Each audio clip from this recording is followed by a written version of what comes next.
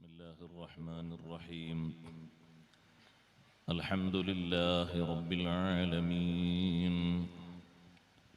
نحمده ونستعينه ونؤمن به ونتوكل عليه ونعوذ بالله من شرور أنفسنا ومن سيئات أعمالنا من يهده الله فلا مضل له ومن يضلل فلا هادي له نشهد أن لا إله إلا الله وحده لا شريك له ونشهد أن سيدنا ونبينا ومولانا محمدا صلى الله عليه وسلم عبده ورسوله اللهم صل وسلم وبارك على رسولك سيدنا ومولانا محمد وعلى آل وأصحاب سيدنا ومولانا محمد وعلى جميع الأنبياء والمرسلين وآلهم وصحبهم والتابعين لهم بإحسان إلى يوم الدين أما بعد فأعوذ بالله من الشيطان الرجيم بسم الله الرحمن الرحيم وبشر المخبتين الذين إذا ذكر الله وجلت قلوبهم والصابرين على ما أصابهم والمقيم الصلاة ومما رزقناهم ينفقون صدق الله العلي العظيم صدق وصدق وبلغ رسوله النبي الكريم ونحن على ما قال ربنا من الشاهدين الشاكرين والحمد لله رب العالمين أصلي صلاة تملأ الأرض والسماء على من له أعلى العلا متبوأ أقيم مقاما لم يقم فيه مرسل وأمست له حجب الجلال توطأ إلى العرش والكرسي أحمد قد دنا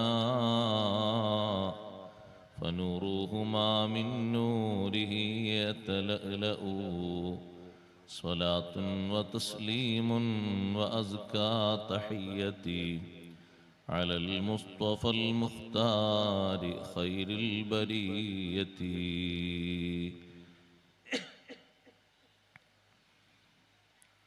സമാദരണീയരായ സാദാത്തുക്കൾ, ഉലമാക്കൾ, ഉസ്താദുമാർ, നേതാക്കൾ, മാന്യ സഹോദരങ്ങളെ, സഹോദരിമാരെ, സുഹൃത്തുക്കളെ, അൽഹംദുലില്ലാഹ് ബഹുമാനപ്പെട്ട മർഹൂം SBP തങ്ങൾ അല്ലാഹുവിന്റെ ദറജ ഉത്തരോത്തരം ഉയർത്തി നൽകുമാറാകട്ടെ. അവരുടെ രണ്ടാം ഉറൂസ് മുബാറക്കിലാണ് നാം ഒരുമിച്ച് കൂടിയിരിക്കുന്നത്. ബഹുമാനപ്പെട്ട മുത്തലിബ് ഉസ്താദ് ഒരുപാട് വിഷയങ്ങൾ നമ്മെ ഓർമ്മപ്പെടുത്തി. നേരത്തെ ഒരുപാട് അനുസ്മരണങ്ങൾ ഇവിടെ നടന്നു. ഒരുപാട് സംഭവങ്ങളും അറിവുകളും നമ്മുടെ മനസ്സിലേക്ക് പല രൂപത്തിൽ പലരും പകർത്തി തന്നു. ബഹുമാനപ്പെട്ട സയ്യിദ് അവർകളെ നേരിട്ട് അനുഭവിച്ച അനുഭവങ്ങളും അവർ പഠിച്ച ആശയങ്ങളും ഇനിയും പറയാനും എഴുതാനും ധാരാളം ബാക്കിയുണ്ടാകും. ഓരോരുത്തരിൽ നിന്നായി പലതും നമ്മൾ സ്വീകരിച്ച് നമ്മുടെ ശിഷ്ടകാല ജീവിതം അവരുടെ വഴിയിലായി അടുത്ത തലമുറക്ക് മാതൃകയാകും വിധം, വെളിച്ചമേകും വിധം, സൗന്ദര്യമുള്ളതാക്കി മാറ്റിയെടുക്കുന്നതിന്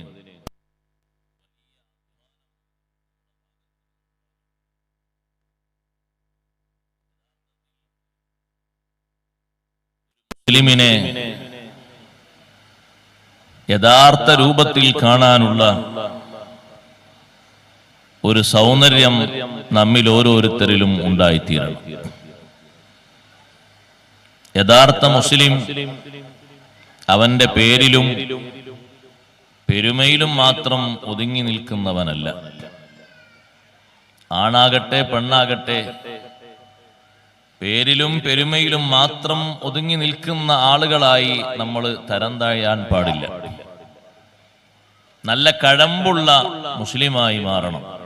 നബി സല്ലല്ലാഹു അലൈഹി വസല്ലം തങ്ങൾ ഓർമ്മപ്പെടുത്തിയ ഒരു കാലം നമ്മുടെ ഇടയിൽ സംജാതമായിട്ടുണ്ടോ എന്ന് നമ്മളൊക്കെ ഉറ്റുനോക്കുകയാണ്. സയഅതി സമാനുൻ അലാ ഉമ്മത്തി, എന്റെ സമുദായത്തിനൊരു കാലം വരും, ലാ യബ്ഖാ മിനൽ ഇസ്ലാമി ഇല്ല ഇസ്മുഹ്, ഇസ്ലാമിൽ നിന്ന് മുസ്ലിമിന്റെ ഒരു പേരല്ലാതെ മറ്റൊന്നും ശേഷിക്കുകയില്ല. മുസ്ലിമിന്റെ പേര് ചോദിച്ചാൽ ഒരു മുസ്ലിമാണ് എന്ന് പേരുകൊണ്ടവനെ തിരിച്ചറിയും. മുമ്പുള്ള ആളുകളെ പേരുകൊണ്ട് തിരിച്ചറിയുന്നതിന്റെ മുമ്പ് ഇസ്ലാമിന്റെ സ്വഭാവം കൊണ്ടവരെ തിരിച്ചറിയും. ഇസ്ലാമിന്റെ സ്വഭാവം അത് സ്നേഹമസൃണമായ സ്വഭാവമാണ്, ആത്മീയത തുളുമ്പി നിൽക്കുന്ന സ്വഭാവമാണ്, ആർക്കും നന്മകൾ മാത്രം ചെയ്യണമെന്നും ആരിലും നന്മകൾ മാത്രം ഉണ്ടാകണമെന്നും ആഗ്രഹിക്കുന്ന സ്വഭാവമാണ്. ഒരാൾക്കും ഒരു തിന്മയും ആഗ്രഹിക്കാത്ത, ഒരാൾക്കും ഒരു ഫിത്നയും ചെയ്യാത്ത നല്ല സ്വഭാവമാണ് ഒരു മുസ്ലിമിന്റെ സ്വഭാവം. ആരും കണ്ടാൽ അടുത്തുകൂടും. സ്വഹാബിമാർ നമ്മുടെ നാട്ടിൽ വന്നപ്പോൾ സഹോദരങ്ങളെ, സഹോദരിമാരെ, അവരടുത്തേക്ക് ജനങ്ങൾ ഓടിക്കൂടിയതാണ്. മറ്റു നാടുകളിൽ നിന്ന് സാദാത്തുക്കൾ, നാം അനുസ്മരിക്കുന്ന ബഹുമാനപ്പെട്ട SBP തങ്ങളുടെ കുടുംബാംഗങ്ങളായിട്ട് നാടിന്റെ നാനാഭാഗങ്ങളിലും പലരും ഉണ്ട്. നമ്മുടെ കണ്ണൂർ ജില്ലയിലാണ്, അത് കണ്ണൂരല്ലേ, കോഴിക്കോടോ? കണ്ണൂർ ജില്ലയിലാണല്ലോ ആദ്യത്തെ സയ്യിദ് വന്നത് കേരളത്തിൽ. അതിന് ഈ ജില്ലക്കാണ് ഭാഗ്യം കിട്ടിയത്. അവര് വന്ന് ഇവിടെ താമസിക്കുമ്പോൾ ഒരു ദിവസം കഴിയുമ്പോഴേക്ക് അവരെ സവിധത്തിലേക്ക് ആളുകൾ ഓടിക്കൂടുകയാണ്. എന്താ കാരണം? എന്തെങ്കിലും ചികിത്സാ കാര്യങ്ങളുമായിട്ട് മുന്നിട്ട് വന്നിറങ്ങിയത് കൊണ്ട് ആളുകൾ പോയതല്ല. ഒരു മനുഷ്യനിലുള്ള യഥാർത്ഥ സ്വഭാവം അവരിലൂടെയാണ് പുറം ലോകം അറിഞ്ഞത്. ഇവിടെ വന്നിരുന്ന സ്വഹാബിമാർക്ക് എല്ലാ സൗകര്യങ്ങളും നമ്മുടെ നാട്ടിൽ ചെയ്തു കൊടുത്തിരുന്നത് അവരുടെ കുടുംബാംഗങ്ങൾ ആരും ഈ നാട്ടിലില്ല. അവര് നേരത്തെ പറഞ്ഞയച്ചവരും ഇല്ല. ഈ നാട്ടുകാരായ ആളുകൾ അവർക്ക് വേണ്ട ഒത്താശകളൊക്കെ ചെയ്തു കൊടുക്കാനുള്ള കാരണം അവരിലുള്ള മനുഷ്യൻ എന്ന് പറയുന്ന ഏറ്റവും വലിയ മഹത്വം അവരിൽ കണ്ടതുകൊണ്ടാണ്. നമ്മളെല്ലാവരും ഒരു യഥാർത്ഥ മനുഷ്യന്റെ സ്വഭാവം സ്വീകരിക്കുന്നവരാകണം. യഥാർത്ഥ മനുഷ്യന്റെ സ്വഭാവമാണ് മുസ്ലിമിന് വേണ്ടത്. പേര് മാത്രം പോരാ, പേര് നീട്ടി എഴുതാനുണ്ടായിട്ട് കാര്യം മാത്രല്ല, ഒരു മുസ്ലിമിന് ആ മുസ്ലിമിന്റെ ഗുണങ്ങൾ വേണം. ഇന്നത് അസ്തമിക്കുന്നു തോന്നിപ്പോകാണ്. ഒരുപാട് കാരണങ്ങളൊക്കെ ഉണ്ടാ തോന്നിപ്പോകുന്നത്. ലാ യബ്ഖാ മിനൽ ഇസ്ലാമി ഇല്ല ഇസ്മുഹ്, ഇസ്ലാമിൽ നിന്ന് അതിന്റെ പേരല്ലാതെ മറ്റൊന്നും ശേഷിക്കുന്നില്ല. മുസ്ലിമിന്റെ പേരുണ്ട്, ആണിനുണ്ട്, പെണ്ണിനുണ്ട്, പക്ഷേ അതിന്റെ കഴമ്പ് വേണം. പഴയ കാലത്തുള്ള മുസ്ലിങ്ങൾക്ക് എന്തായിരുന്നു കടമ്പ്? അവരുടെ സ്വഭാവത്തിന്റെ മഹിമ ഏത് വിധത്തിലായിരുന്നു? ഉദാഹരണങ്ങൾ ധാരാളം പറയാൻ കഴിയും. ഒരുപാട് ഉദാഹരണങ്ങൾ മനസ്സിലാക്കാൻ കഴിയും. അവരുള്ള വിശുദ്ധി, ആ വിശുദ്ധി മനസ്സിലാക്കിയിട്ടാണ് പലരും വിശുദ്ധ ഇസ്ലാമിന്റെ വഴിയെ വന്നു ചേർന്നത്. ഇസ്ലാമിലേക്ക് ക്ഷണിക്കുന്നതിന്റെ മുമ്പ്, ഇസ്ലാം പഠിപ്പിച്ചു കൊടുക്കുന്നതിന്റെ മുമ്പ് അവരിൽ നിന്ന് ഇസ്ലാമിനെ വായിച്ചെടുക്കുകയായിരുന്നു. ഇങ്ങനെയാണോ ഇസ്ലാം? ഇങ്ങനെയാണോ ഇവർ ഉൾക്കൊണ്ടിരിക്കുന്ന ഇസ്ലാമിന്റെ വിശുദ്ധി? എങ്കിൽ ഞാനത് സ്വീകരിക്കണം. എന്റെ മനസ്സത് പറയുന്നു. പഴമക്കാരെങ്ങനെയാ ചിന്തിച്ചത്? ആണും പെണ്ണും അങ്ങനെയാണ് വന്നുകൂടിയത്. പഠിക്കാനുള്ള നിർബന്ധ ബുദ്ധിയിലൂടെ അവര് വന്നു ചേരുന്നു. വീണ്ടും വീണ്ടും ആ ഒരു യഥാർത്ഥ മനുഷ്യനിലേക്ക് അവർ ഉറ്റുനോക്കുന്നു. യഥാർത്ഥ മനുഷ്യത്വം അവരിൽ കാണുന്നു. മുസ്ലിമിന്റെ യഥാർത്ഥ സ്വഭാവം അവരിൽ നിന്ന് വായിച്ചെടുക്കാൻ കഴിയുന്നു. മുസ്ലിമിന്റെ വിശുദ്ധി അവരിൽ നിന്ന് കാണാൻ കഴിയുന്നു. മുസ്ലിമിന് അള്ളാഹുവിനെ അനുസരിക്കുന്ന ആ നല്ല അനുസരണം ബഹുമാനത്തോടെ അവർ നോക്കി നിൽക്കുന്നു. സുബ്ഹാനല്ലാഹ്. ഉമർ ഇബ്നുൽ ഖത്താബ് റളിയല്ലാഹു അൻഹുവിന്റെ കാലത്ത് ഇന്ന് പ്രശ്നകലുഷിതമായി നിലനിൽക്കുന്ന ഇസ്രായേലും ഫലസ്തീനും തമ്മിലുള്ള വിഷയത്തിൽ അന്ന് മുസ്ലിങ്ങൾക്കിടയിലും യഹൂദികൾക്കിടയിലും പ്രശ്നമുണ്ടായപ്പോ ഖലീഫ നേരിട്ട് വന്നാൽ ഞങ്ങൾ സ്വീകരിക്കുമെന്ന് എല്ലാവരും ഉച്ചയിസ്തരം പറഞ്ഞപ്പോ ഉമർ ഇബ്നുൽ ഖത്താബ് റളിയല്ലാഹു അൻഹു അന്ന് പോയി ഫലസ്തീനിലേക്ക് പോയി. ബെത്ലഹേമിൽ ഇന്നും പോയാൽ കാണാൻ കഴിയും ഒരു ചർച്ചുണ്ടവിടെ. ഈസാ നബി അലൈഹിസ്സലാത്തു വസ്സലാം ജനിച്ച സ്ഥലത്ത് ബെത്ലഹേം കുന്നിൻ മുകളിൽ ഒരു ചർച്ച് കാണാം. ആ ചർച്ചിനുള്ളിൽ വെച്ച് ചർച്ച നടന്നു. മുസ്ലിങ്ങൾക്കിടയിലും യഹൂദികൾക്കിടയിലും നിലനിൽക്കുന്ന പ്രശ്നങ്ങൾ ഖലീഫയുടെ മുന്നിൽ അവര് ഒന്നാകെ കെട്ടയിച്ചു വെച്ചു.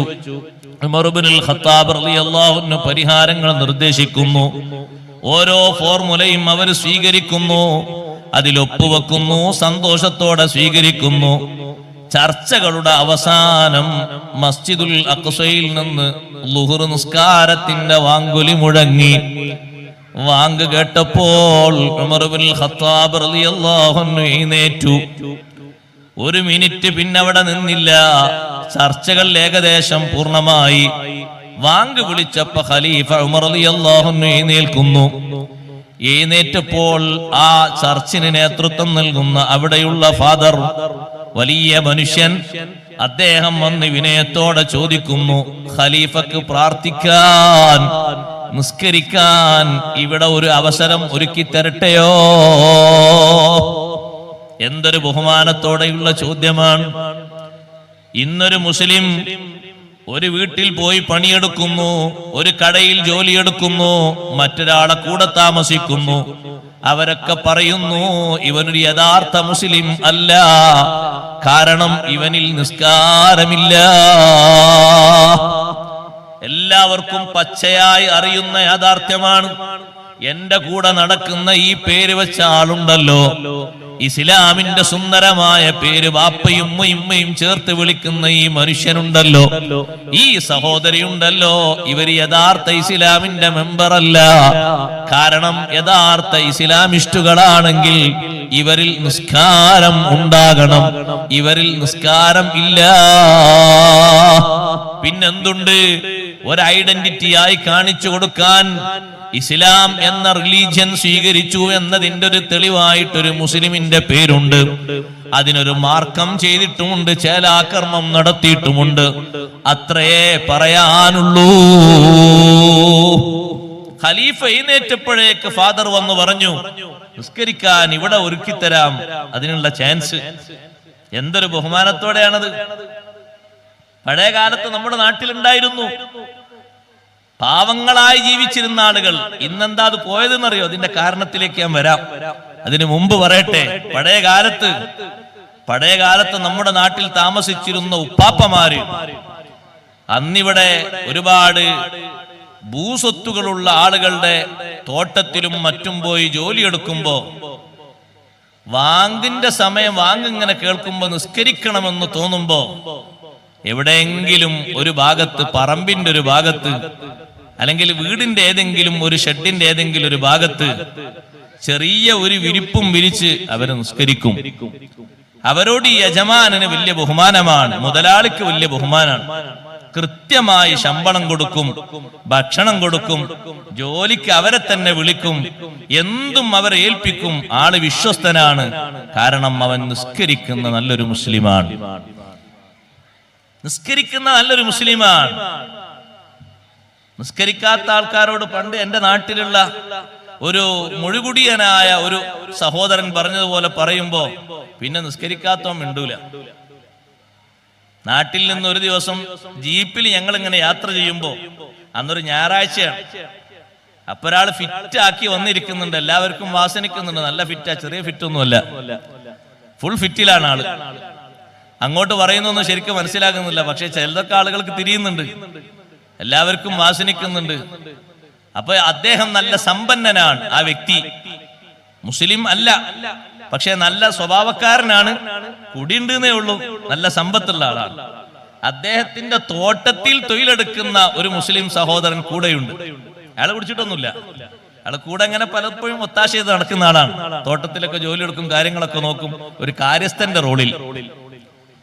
അപ്പൊ എല്ലാവരും ഇങ്ങനെ വാഹനത്തിൽ കയറുന്നവരൊക്കെ വാസനിച്ചിട്ട് ഇങ്ങനെ ഒരു ശബ്ദം ഉണ്ടാക്കുമ്പോ ഇദ്ദേഹം പറഞ്ഞു, അച്ചോ കുടിക്കായിരുന്നു, പക്ഷേ ഈ വാസന ഒന്ന് മാറ്റാൻ എന്തെങ്കിലും മിച്ചറോ എന്തെങ്കിലുമൊക്കെ തിന്നണ്ടേ, ആളുകൾക്കൊരു ബുദ്ധിമുട്ടല്ലേ എന്ന് തമാശ രൂപത്തിൽ പറഞ്ഞത്.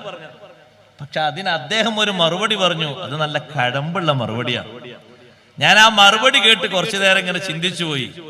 അദ്ദേഹം പറഞ്ഞു, ഞാൻ ഏതായാലും കുടിച്ച് നരകത്തിലാണ്. അദ്ദേഹം പറഞ്ഞു, കുടിച്ച് ഞാൻ ഏതായാലും നരകത്തില, പക്ഷെ ഞാൻ നരകത്തിലെത്തുമ്പോ നിന്നെ അവിടെ കാണാൻ പാടില്ല എന്ന് പറഞ്ഞു. അതോടുകൂടി ഈ മുസ്ലിമിന്റെ വർത്തമാനം പെട്ടെന്ന് സ്റ്റോപ്പായി. പിന്നെ ആള് വാഹനത്തിൽ നിന്ന് ഇറങ്ങുന്നവരെ കാമാ മിണ്ടിയിട്ടില്ല. എന്താ കാരണം എന്നറിയോ? ഇദ്ദേഹത്തിന്റെ തോട്ടത്തിൽ തൊഴിലെടുക്കുന്ന തൊഴിലാളിയാണ് ഈ മുസ്ലിം സഹോദരൻ. ഒരു വക്ത് നിസ്കരിക്കൂല. അദ്ദേഹത്തിന് ശരിക്കറിയാം നിസ്കരിക്കാത്തവൻ എവിടെയാണ്? നരകത്തിലാണ്. ആർക്കാണത് അറിയാത്തത്? ആർക്കാണത് തിരിയാത്തത്? ആർക്കും തിരിയാത്തതില്ല. ഇനി ഞാനൊരു മൈക്ക് അങ്ങോട്ട് തന്ന ഒരു പക്ഷെ ആയത്തും ഹദീസൊക്കെ എന്നെക്കാളും നിങ്ങൾ ഓതിത്തരും. അവിടെയാണ് നമ്മൾ ഇസ്ലാമിന്റെ വിശുദ്ധി നമ്മുടെ ശരീരത്തിൽ സന്നിവേശിപ്പിക്കേണ്ടത്. എത്ര മഴ പെയ്താലും, എത്ര തണുപ്പ് അല്ലാഹു തന്നാലും, എത്ര സൗകര്യങ്ങളുള്ള മുറിയിൽ കിടന്നുറങ്ങിയാലും, എത്ര നേരം വൈകിയാലും, എത്ര തിരക്ക് വന്നാലും, ഏത് പ്രശ്നത്തിലകപ്പെട്ടാലും, എന്ത് രോഗം വന്നാലും അല്ലാഹുവിനെ മറക്കരുത്. അതാണ് ഭക്തന്മാർക്ക് അല്ലാഹു ഖുർആനിൽ അടയാളം പറഞ്ഞത്. അല്ലദീന ഇദാ ദുക്കിറല്ലാഹു വജിലത് ഖുലൂബുഹും. അല്ലാഹുവിനെ പറയപ്പെട്ടാൽ പള്ളിയിൽ നിന്ന് അല്ലാഹു അക്ബർ അല്ലാഹു അക്ബർ ഒരു ഉണർത്തുപാട്ടാണത്. മുസ്ലിമിന് ഒരു സിഗ്നലാണത്. നമുക്ക് സഹോദരങ്ങളെ പള്ളിയിൽ നിന്നുള്ള ആ ഒരു വിളിയാളം മാത്രമല്ല, സുബ്ഹി നിസ്കാരത്തിന്റെ 1.5 മണിക്കൂർ മുമ്പ് എല്ലാ സ്ഥലങ്ങളിലും താമസിക്കുന്ന കോഴികൾ തസ്ബീഹ് ചൊല്ലി തുടങ്ങി. ആ കോഴികൾ നമ്മെ വിളിച്ചുണർത്തുന്ന കോഴികളാണ്. സുബ്ഹി നിസ്കാരത്തിന് മുമ്പേ അനൗൺസ്മെന്റ് തുടങ്ങിയിട്ടുണ്ട്. കോഴിയെ ചീത്ത പറയാൻ പാടില്ല എന്ന് പറയാനുള്ള ഒരു കാരണം, സുബ്ഹി നിസ്കാരത്തിനത് സന്ദേശം മുഴക്കി വിളിച്ചുണർത്തുന്നു. തഹജ്ജുദ് നിസ്കാരത്തിനത് വിളിച്ചുണർത്തുന്നു.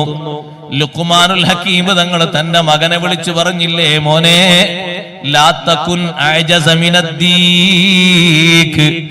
ഒരു വിരിപ്പും വിരിക്കാതെ ഉറങ്ങുന്ന കോഴി, അതിന് കട്ടിലില്ല, അതിന് വിരിപ്പില്ല, മെത്തയില്ല, എയർ കണ്ടീഷൻ ഇല്ല, ഫാനില്ല, ഒരു സൗകര്യവും സംവിധാനവും ഇല്ല.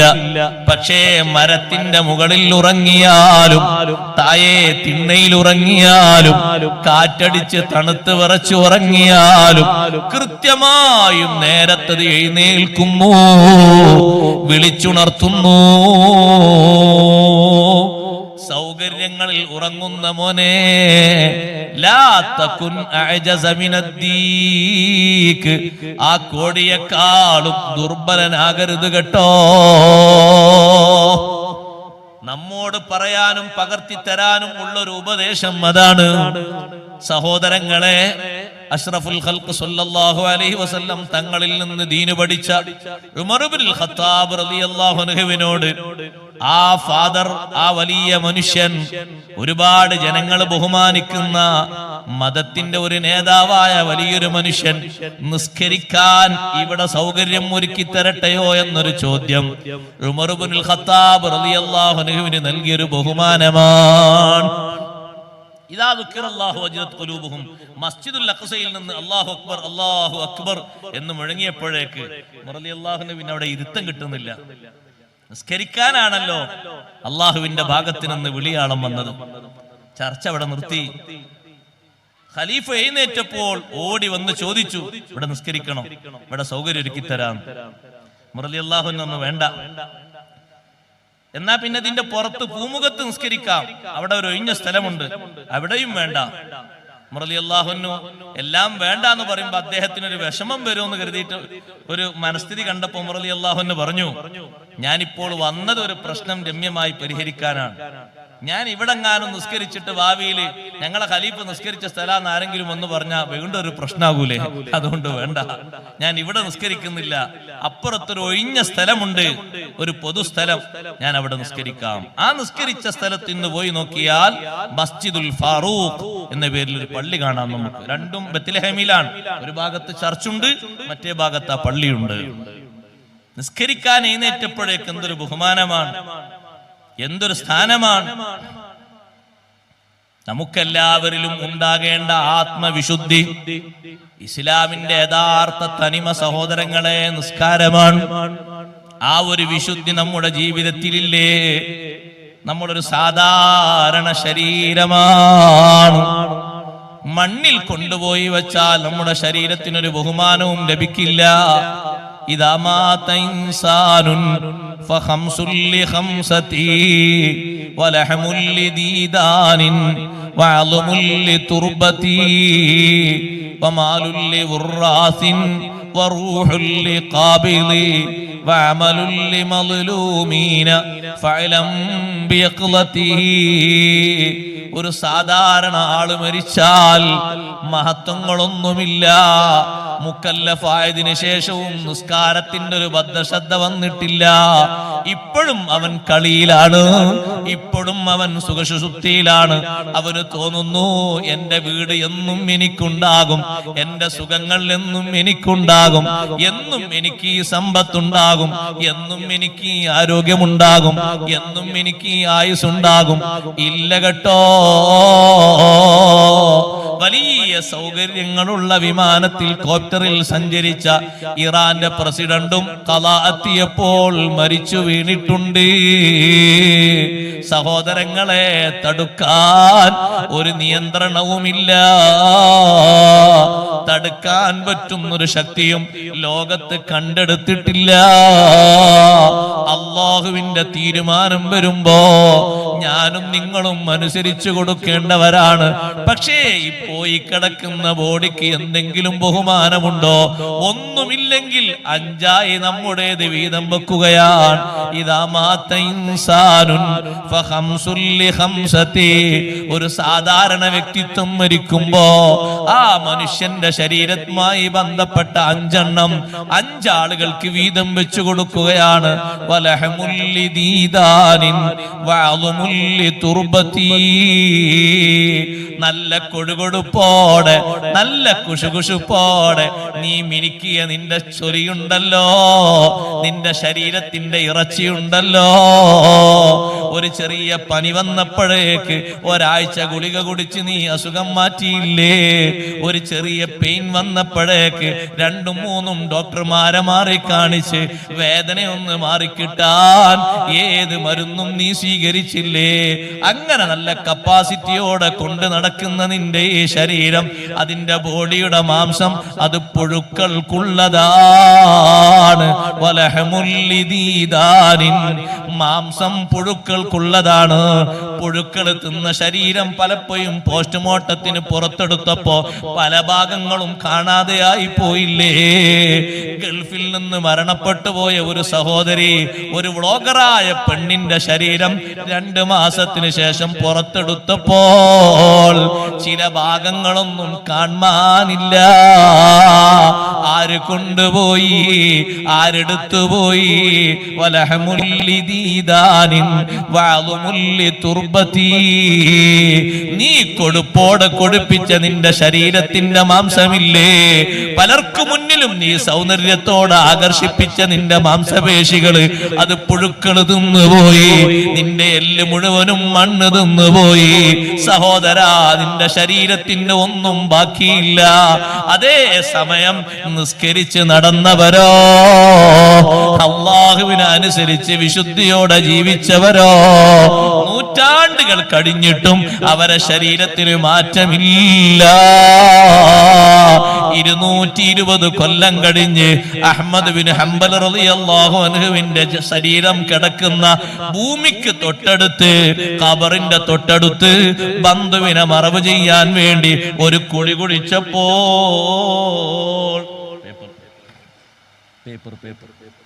ഒരു കുഴി കുഴിച്ചപ്പോ സുബ്ഹാനല്ലാഹ്, തൊഴിലാളികൾ കണ്ടൊരു അത്ഭുതമുണ്ട്.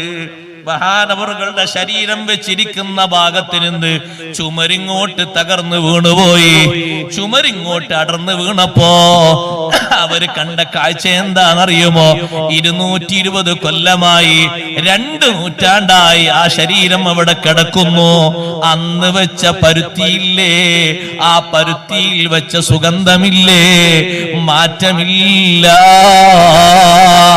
ശരീരത്തിന്റെ ഒരു ഭാഗങ്ങളും കൊഴിഞ്ഞു പോയിട്ടില്ല, ശരീരത്തിന്റെ മാംസപേശിയൊന്നും പോയിട്ടില്ല.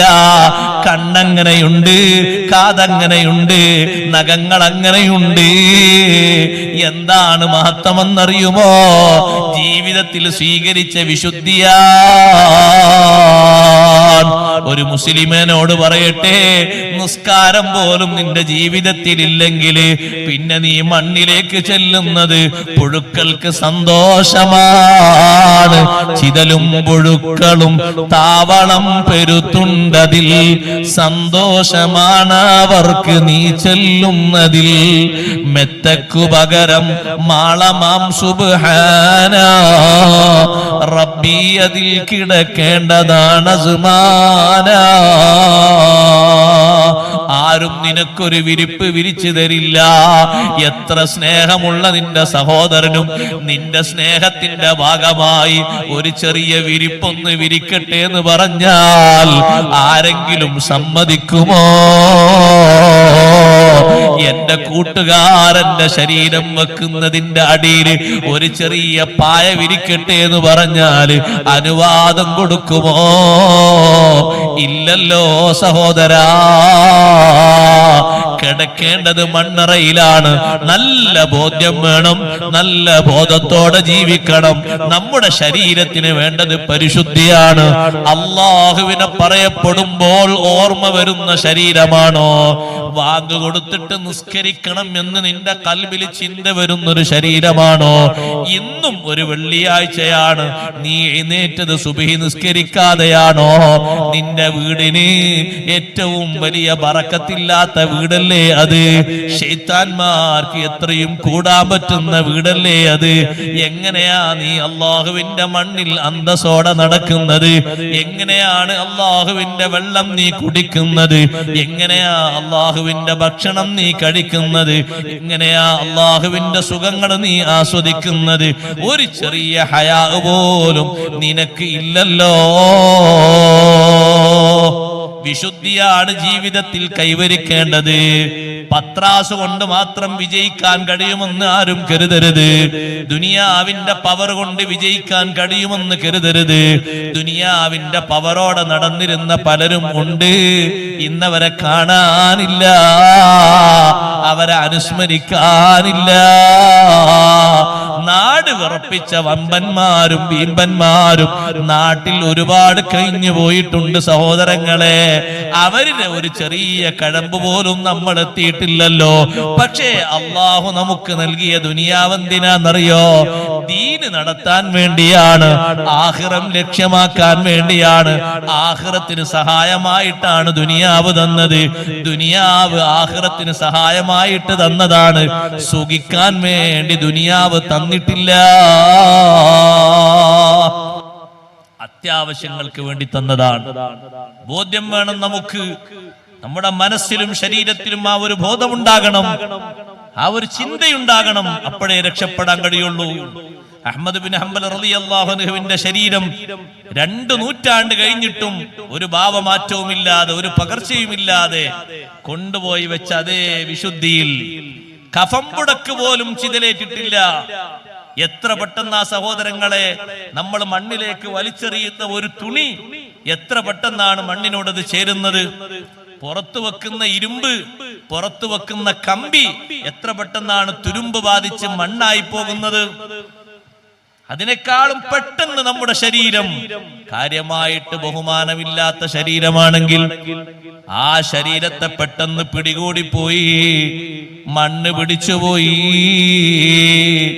കേട്ടിട്ടില്ലേ ചെറുപ്പക്കാരെ, ജീവിതത്തിൽ ഏറ്റവും വലിയ അഭിലാഷം എന്താണെന്ന് ചോദിച്ചപ്പോ ദഊനി ഉസല്ലി റകഅതൈൻ, എന്റെ കയ്യിന്റെ കെട്ടൊന്ന് അഴിച്ചു തരൂ, ഞാനൊരു 2 റക്അത്ത് നിസ്കരിക്കട്ടെ എന്ന് പറഞ്ഞ ഹുബൈബ് ബിൻ അദി റളിയല്ലാഹു അൻഹു കഴുമരത്തിന്റെ മുന്നിൽ ആദ്യമായി നിസ്കരിച്ച് മാതൃക കാണിച്ച മഹാൻ.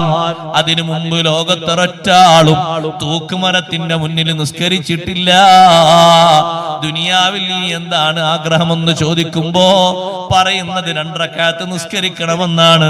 സുബ്ഹാനല്ലാഹ്, എന്തെല്ലാം താല്പര്യങ്ങൾ പറയാനുണ്ട്, എന്തെല്ലാം ആഗ്രഹങ്ങൾ പറയാനുണ്ട്. പക്ഷേ മഹാനവർകൾ പറഞ്ഞത് അതാണ്. 2 റക്അത്ത് നിസ്കരിക്കാനുള്ള സൗകര്യം കൊടുത്തപ്പോ ഹുബൈബ് ബിൻ അദി റളിയല്ലാഹു അൻഹു 2 റക്അത്ത് നിസ്കരിച്ചു. നിസ്കാരം കഴിഞ്ഞിട്ട് മഹാനവർകൾ പറഞ്ഞ വാക്ക് ലൗലാ അൻ തളുന്നു അന്നമാ ബി ജസഉൻ ലസിത്തു, എനിക്ക് മരണവെപ്രാളമുണ്ടെന്ന് നിങ്ങൾ ധരിക്കില്ലായിരുന്നുവെങ്കിൽ ഇനിയും ഞാൻ നിസ്കരിക്കുമായിരുന്നു.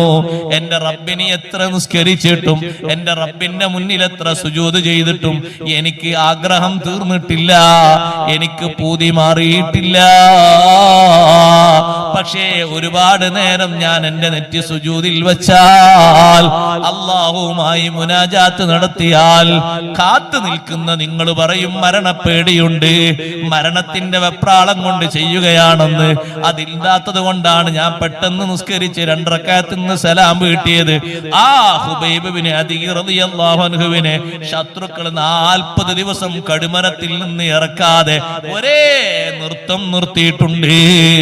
മദീനത്ത് നിന്ന് 2 സ്വഹാബിമാരെ പറഞ്ഞയച്ചിട്ടല്ലേ നബി സല്ലല്ലാഹു അലൈഹി വസല്ലം ഹുബൈബ് റളിയല്ലാഹു അൻഹുവിനെ മറവ് ചെയ്യാൻ വേണ്ടി 2 സ്വഹാബിമാരെ മദീനയിൽ നിന്ന് വിട്ടു.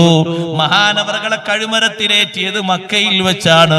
ആ ഹുബൈബ് റളിയല്ലാഹു അൻഹു തടങ്കലിൽ താമസിച്ച ആ വീട്ടിലെ പെണ്ണ് സൈനബ് എന്ന പെണ്ണ് പറഞ്ഞു, മാ റഅയ്തു അസീറൻ ഖത്തു ഖൈറൻ മിൻ ഹുബൈബ്, ഹുബൈബിനെ പോലെ നല്ലൊരു മനുഷ്യനെ ഞാൻ കണ്ടിട്ടില്ല. എന്തൊരു നല്ല സ്വഭാവം, എന്തൊരു നല്ല പെരുമാറ്റം. സൈനബ് എന്ന് പറയുന്ന പെണ്ണ്, ആ പേരുണ്ടെങ്കിലും ആ പെണ്ണെന്ന് മുസ്ലിമല്ല. ആ പെണ്ണ് ഹാരിത്തിന്റെ മക്കളിൽ ഒരു മകളാണ് ഈ സൈനബ്. ഹാരിത്തിനെ ബദറിൽ വെച്ച് പോരാട്ടത്തിൽ വധിച്ചതിന്റെ പേരിലാണ് മക്കൾ ഹുബൈബ് റളിയല്ലാഹു അൻഹുവിനെ വാങ്ങിയത് തൂക്കിക്കൊല്ലാൻ വേണ്ടി. ഹാരിത്തിന്റെ മക്കൾ സൈനബ് എന്ന് പറയുന്ന സഹോദരിയുടെ വീട്ടിൽ ഹുബൈബ് റളിയല്ലാഹു അൻഹുവിനെ തടങ്കലിൽ വെച്ചപ്പോ ആ പെണ്ണ് പറഞ്ഞു, ഞാൻ നല്ലൊരാളെ, ഇതുപോലെ നല്ലൊരാളെ ഞാൻ കണ്ടിട്ടില്ല. എന്തൊരു നല്ല സ്വഭാവം എന്നറിയോ. അതിനാ പെണ്ണ് പറയുന്ന ഉദാഹരണം എന്താണ്? ഹുബൈബ് റളിയല്ലാഹുവിന്റെ സ്വഭാവത്തെ പറ്റി ആ പെണ്ണ് പറയാണ്, എന്നോട് പറഞ്ഞു, എന്നെ ഏതായാലും നിന്റെ സഹോദരങ്ങൾ എന്നെ കഴുമരത്തിലേറ്റി കൊല്ലും, എനിക്കതിൽ ബേജാറൊന്നുമില്ല. പക്ഷെ അവർ ഡേറ്റ് നിശ്ചയിക്കുമ്പോ എന്നോടൊന്ന് പറയണം, അതിനു മുമ്പ് ഒന്ന് ഒരുങ്ങാൻ വേണ്ടിയാണ്. ഞാനത് പോയി പറഞ്ഞു, നാളെയാണ് നിങ്ങളെ കഴുമരത്തിലേറ്റുന്ന ദിവസമെന്ന് പറഞ്ഞു. അപ്പൊ എന്നോട് പറഞ്ഞു, എനിക്കൊരു കത്തി വേണം. എന്തിന്? എന്റെ മീശയൊക്കെ ഒന്ന് വെട്ടി നന്നാക്കാൻ, എന്റെ ശരീരത്തിൽ നിന്ന് വർജിക്കേണ്ട രോമങ്ങളൊക്കെ ഒന്ന് ചുരണ്ടിക്കളയാൻ, നഖങ്ങളൊക്കെ ഒന്ന് മുറിച്ച് വൃത്തിയാകാൻ, അള്ളാഹുവിലേക്ക് പോകല്ലേ, ഒന്ന് ഒരുങ്ങിയിട്ട് പോകാൻ വേണ്ടി ഞാൻ കത്തി കൊടുത്തു. ആ കത്തി കൊണ്ടെല്ലാം വൃത്തിയാക്കി. കത്തി കയ്യിൽ ഇങ്ങനെ പിടിച്ചു നിൽക്കുന്ന സമയം എന്റെ ചെറിയൊരു കുട്ടി, ആ കുട്ടി ഇങ്ങനെ വീടിന്റെ ഉള്ളിലൂടെ പതുക്കെ പതുക്കെ ഇങ്ങനെ നടക്കുന്ന ആ കുട്ടി, ചെറിയ കുട്ടി, 2 വയസ്സ് തികയാത്ത കുട്ടി ഹുബൈബ് റളിയല്ലാഹു അൻഹുവിന്റെ അടുത്തെത്തി. ഹുബൈബ് റളിയല്ലാഹു അൻഹു ആ കുട്ടിയെടുത്ത് മടിയിൽ വെച്ചു. കുട്ടിയെ കണ്ടപ്പോൾ ഒരു സ്നേഹം, കുട്ടിയെ താലോലിക്കുകയാണ്. തന്റെ മക്കളെ കണ്ടിട്ട് ദിവസങ്ങളായി, വീട്ടു തടങ്കലിലാണ്. ആരുടെ കുട്ടിയാ മടിയിൽ വന്നിരിക്കുന്നത്? ഈ വീട്ടിൽ താമസിക്കുന്ന ഉമ്മയുടെ മോൻ, ചെറിയ കുട്ടി. ഇപ്പുറത്തെ കയ്യിലുള്ളത് കത്തിയാണ്. അപ്പുറത്തുനിന്ന് സൈനബ് എന്ന് പറയുന്ന പെണ്ണ് ഈ രംഗം കണ്ട് പേടിച്ചപ്പോ ഹുബൈബ് റളിയല്ലാഹു അൻഹു ചോദിച്ചു, പെണ്ണേ, എന്റെ കയ്യിലുള്ള ഈ കത്തി കൊണ്ട് ഈ കുട്ടിയെ വല്ലതും ഞാൻ ചെയ്തേക്കുന്നു നിനക്ക് തോന്നുന്നുണ്ടോ? കുട്ടിയെ ഞാൻ ഒന്നും ചെയ്യൂല, പേടിക്കണ്ട, കുട്ടിയോട് എനിക്ക് സ്നേഹമാണ്. ആ കുട്ടിയുടെ തലയിൽ തലോടി കുട്ടിയെ സ്പർശിച്ച് കുട്ടിക്കൊരു ചുടുചുംബനം നൽകി. ഉമ്മയുടെ അടുത്തേക്ക് തന്നെ കുട്ടിയെ ഇറക്കി വെച്ചു കൊടുത്തു. സൈനബ് പറയുന്നു, നല്ല മനുഷ്യനാണ്, വലിയ ബഹുമാനം അല്ലാഹു നൽകിയിട്ടുണ്ട്. ഒരു ദിവസം ഞാൻ അദ്ദേഹം താമസിക്കുന്ന മുറിയിലേക്ക് നോക്കുമ്പോ മുന്തിരിക്കൊല കയ്യിലെടുത്ത് ഭക്ഷിക്കുന്നത് ഞാൻ കണ്ടു. മക്കയിൽ എവിടെയും മുന്തിരി കിട്ടുന്ന കാലമല്ല, മക്കയിൽ എവിടെയും മുന്തിരി ഉണ്ടാകുന്ന കാലം അല്ല, മുന്തിരി എവിടെയും കിട്ടുന്ന കാലവും അല്ല. അക്കാലത്ത് ഖുബൈബ് റളിയല്ലാഹു അൻഹു മുന്തിരി ഭക്ഷിക്കുന്നത് കണ്ടു. വ ഇന്നഹു ലരിസ്ഖുൻ റസഖഹുല്ലാഹു ഖുബൈബാ, ഖുബൈബിന് അല്ലാഹു കനിഞ്ഞേകിയ ഒരു ബഹുമാനത്തിന്റെ ഭക്ഷണമാണത്. ആ ഖുബൈബ് റളിയല്ലാഹു അൻഹുവിനെ പറ്റി സൈനബ് പറയുന്നു, നല്ല മനുഷ്യനാണ്, നല്ല സ്വഭാവക്കാരനാണ്, നല്ല ബഹുമാനമുള്ള ആളാണ്. തടങ്കലിൽ താമസിക്കുമ്പോഴും ഒരിക്കൽ പോലും ബേജാറിന്റെ ഒരു വാക്ക് പറഞ്ഞിട്ടില്ല, വെപ്രാളത്തിന്റെ ഒരു വർത്തമാനമില്ല. നിസ്കരിക്കേണ്ടത് കൃത്യമായി നിസ്കരിക്കും, ഓതേണ്ടത് കൃത്യമായി ഓതും. സുബ്ഹാനല്ലാഹ്, 40 ദിവസം കഴിഞ്ഞ് ഖുബൈബ് റളിയല്ലാഹു അൻഹുവിനെ ഇറക്കാൻ വേണ്ടി മദീനയിൽ നിന്ന് സ്വഹാബത്ത് വന്നപ്പോ കഴുമരത്തിന്റെ ചുറ്റുഭാഗത്തും മതോന്മത്തരായി കിടക്കുന്ന കാവൽഭടന്മാരുണ്ട്. എല്ലാവരും കുടിച്ച് മസ്തായി കിടക്കുകയാണ്. ഖുബൈബ് റളിയല്ലാഹു അൻഹുവിനെ മുകളിൽ നിന്ന് താഴോട്ടിറക്കി വാഹനത്തിൽ കയറ്റിയിട്ട് സ്വഹാബത്ത് കൊണ്ടുപോയി. സ്വഹാബത്ത് പറയുന്നു, 40 ദിവസമായിട്ട് ശരീരത്തിന് ഭാവമാറ്റമില്ല. മോർച്ചറിയിൽ 3 ദിവസം താമസിപ്പിച്ച ഒരു ശരീരത്തെ പോയി നോക്കൂ, കണ്ണ് പലരുടേതും പറഞ്ഞു പോയിട്ടുണ്ട്, നഖങ്ങൾ വീണു പോയിട്ടുണ്ട്, മാംസപേശികളതാ പറഞ്ഞു പോകാൻ വേണ്ടി ഒരുങ്ങിയിട്ടുണ്ട്. ദിവസം 3 ആകുമ്പോഴേക്ക് ശരീരത്തിൽ നിന്ന് ഓരോന്നും വേർപിരിഞ്ഞു പോകുന്നത് പരിശുദ്ധിയുടെ കുറവാണ്. ദുനിയാവിൽ ജീവിക്കുമ്പോ അല്ലാഹു സുബ്ഹാനഹു വ തആല പറഞ്ഞ കാര്യങ്ങൾ കേട്ട് വേണ്ട പരിശുദ്ധിയോടെ നമ്മൾ ജീവിക്കുമ്പോഴാണ് അല്ലാഹുവിന്റെ അടുക്കലേക്ക് ചെല്ലുന്ന ശരീരത്തിന് ബഹുമാനമുള്ളത്.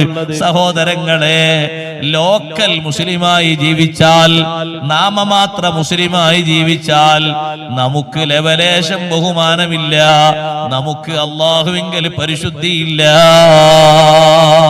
ഖുബൈബ് റളിയല്ലാഹു അൻഹുവിന്റെ ശരീരം അത് മുകളിൽ നിന്ന് താഴോട്ടിറക്കിയത് കുറച്ചു നേരം കഴിഞ്ഞപ്പോ ശത്രുക്കൾ തിരിച്ചറിഞ്ഞു, മുകളിൽ ആളെ കാണുന്നില്ല എന്ന് പറഞ്ഞു.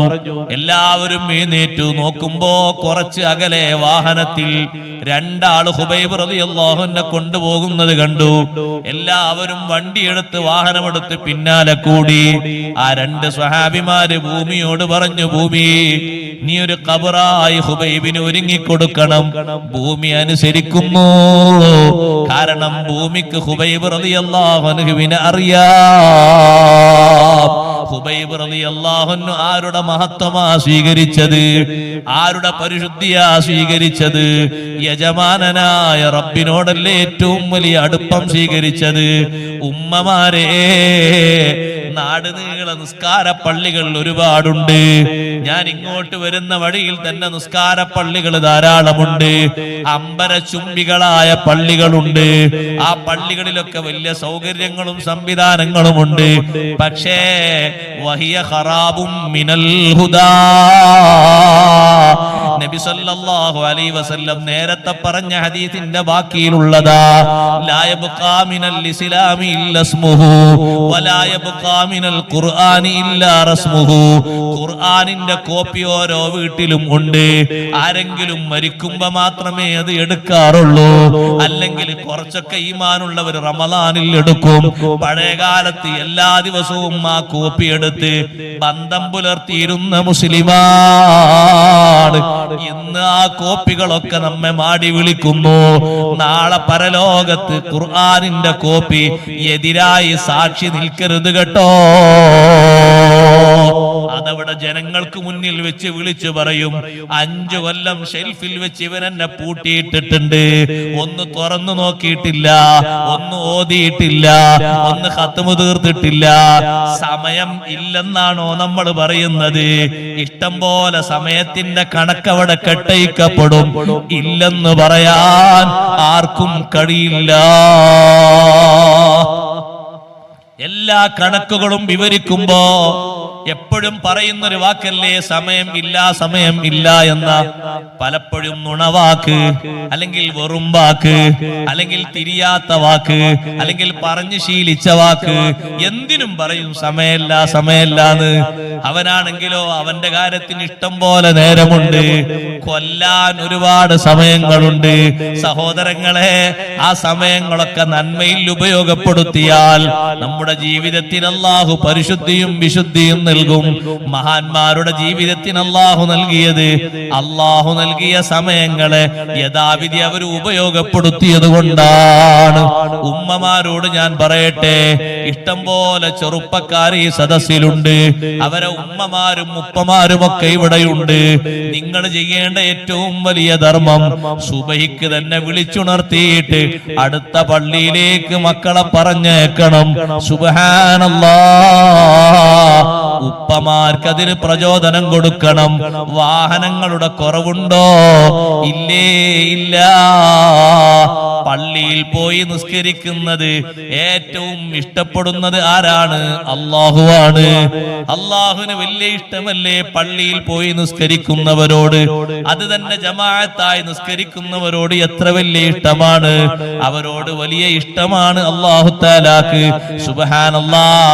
പള്ളിയെ നിർബന്ധമാക്കി എപ്പോഴും പള്ളിയിൽ വന്നിരുന്ന ഒരാള് ഏതെങ്കിലും ഒരു ദിവസം പള്ളിയിൽ കാണാതായാൽ നബി സല്ലല്ലാഹു അലൈഹി വസല്ലം തങ്ങൾ അന്വേഷിക്കുന്നു. സുഖമില്ലാന്ന് കേട്ടാൽ സുബ്ഹി നിസ്കാരം കഴിഞ്ഞ് സ്വഹാബത്ത് മുഴുവനും തങ്ങളുടെ നേതൃത്വത്തിൽ ആ വീട്ടിലേക്ക് പോകുന്നു.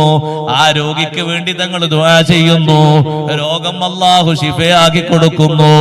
വീണ്ടും പള്ളിയിൽ വന്ന് നിസ്കരിക്കുന്നു. ആ പള്ളിയുമായി ബന്ധപ്പെട്ട് കഴിഞ്ഞ് ഒരുപാട് സുഹൃതങ്ങൾ നേടിയെടുത്ത ആളുകൾക്ക് അല്ലാഹു നൽകിയ മഹത്വങ്ങൾ ചെറുതല്ല. പക്ഷേ നമ്മുടെ പള്ളി നമുക്ക് എതിരെ സാക്ഷി നിന്നുകൂടാ. വഹിയ ഖറാബും മിനൽ ഹുദാ. സുബ്ഹിന്റെ ജമാഅത്ത് നടക്കാത്ത ഒരു പള്ളിന്റെ പരിസരത്താണോ നമ്മൾ താമസിക്കുന്ന കുടുംബങ്ങൾ, ഉമ്മമാരെ ഉപ്പമാരെ പേടിക്കണം. അള്ളാഹുവിന്റെ അദാബും ഫിത്നയും പേടിക്കണം. സുബ്ഹി നിസ്കാരത്തിന് എഴുന്നേറ്റ് പോകാൻ താല്പര്യമില്ലാത്തൊരു 5 കുടുംബക്കാർ, 6 കുടുംബക്കാർ ഇപ്പുറത്ത് നല്ല അമ്പരച്ചുംബിയായ ഒരു പള്ളി. ഈ പള്ളി ആർക്ക് നിസ്കരിക്കാനാണ്? ഏതെങ്കിലും കാലത്ത് വീട്ടിൽ സൽക്കാരം ഉണ്ടാകുമ്പോ സൽക്കാരത്തിന് വരുന്ന ആളുകൾക്കോ, കല്യാണം ഉണ്ടാകുമ്പോ കല്യാണത്തിന് വരുന്ന ആളുകൾക്കോ, ഇങ്ങനെ എന്തെങ്കിലും പരിപാടി ഉണ്ടാകുമ്പോ നിസ്കരിക്കണം പള്ളി വേണമെന്ന് ചോദിക്കുമ്പോ കാട്ടിക്കൊടുക്കാനോ? അല്ലല്ല. നമ്മളൊന്ന് കൂട്ടി നോക്കൂ, എത്ര വലിയ സൗകര്യങ്ങളിലാണ് നമ്മൾ താമസിക്കുന്നത്. ഒരു 25 വർഷം മുമ്പ് നമ്മുടെ ഉപ്പമാർ ഉപ്പാപ്പമാർ കണ്ടിട്ടില്ലാത്ത സുഖങ്ങൾ, അനുഭവിച്ചിട്ടില്ലാത്ത സുഖങ്ങൾ, അതല്ലേ നമ്മൾ കയ്യിലൊതുക്കിയിരിക്കുന്നത്. നന്ദിബോധം വേണം നമുക്ക് അള്ളാഹുവിനോട് നന്ദിബോധം വേണം. പടച്ച റബ്ബിനെ കുറിച്ചുള്ള ഒരു ബോധം, ഒരു ഓർമ്മ, അനുസരണം നന്നായി നമുക്ക് വേണം. നമ്മുടെ നേതാവ് സയ്യിദുനാ റസൂലുള്ളാഹി സ്വല്ലല്ലാഹു അലൈഹി വസല്ലം തങ്ങൾ ഏറ്റവും ഇഷ്ടപ്പെട്ട സംഗതിയാണ് ജമാഅത്ത്. എത്ര വരെ തങ്ങൾ ജമാഅത്തിന് പോയി? നിന്ന് നിസ്കരിക്കാൻ കഴിയാതെ ഇരുന്നു കൊണ്ട് ജമാഅത്തിന് നേതൃത്വം നൽകുന്ന ഘട്ടത്തിലും മദീന പള്ളിയിലേക്ക് പോയി. 2 ആളുടെ തോളിൽ കൈവച്ചുകൊണ്ട് തള്ളവിരല് മാത്രം ഭൂമിയിൽ ഇങ്ങനെ വരവരച്ചുകൊണ്ട് മദീന പള്ളിയിലേക്ക് പോയി. ജീവിതത്തിൽ പള്ളിയിലെ ജമാഅത്ത് തങ്ങൾക്ക് നഷ്ടമായത് എത്രയെന്ന് ചോദിച്ചാൽ ആകെ 13 എണ്ണമാണ്. 13 ജമാഅത്തെ പള്ളിയിൽ വരാതെ തങ്ങൾക്ക് നഷ്ടമായിട്ടുള്ളൂ.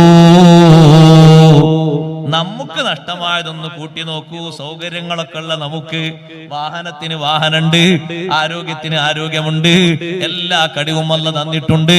വാഹനം ഓടിക്കാൻ കഴിയും, പോകാൻ കഴിയും, സംവിധാനങ്ങളും സൗകര്യങ്ങളും, ഒന്നും പേടിക്കാതെ പോകാൻ ലൈറ്റ് ഉണ്ട്, സംവിധാനങ്ങളുണ്ട്.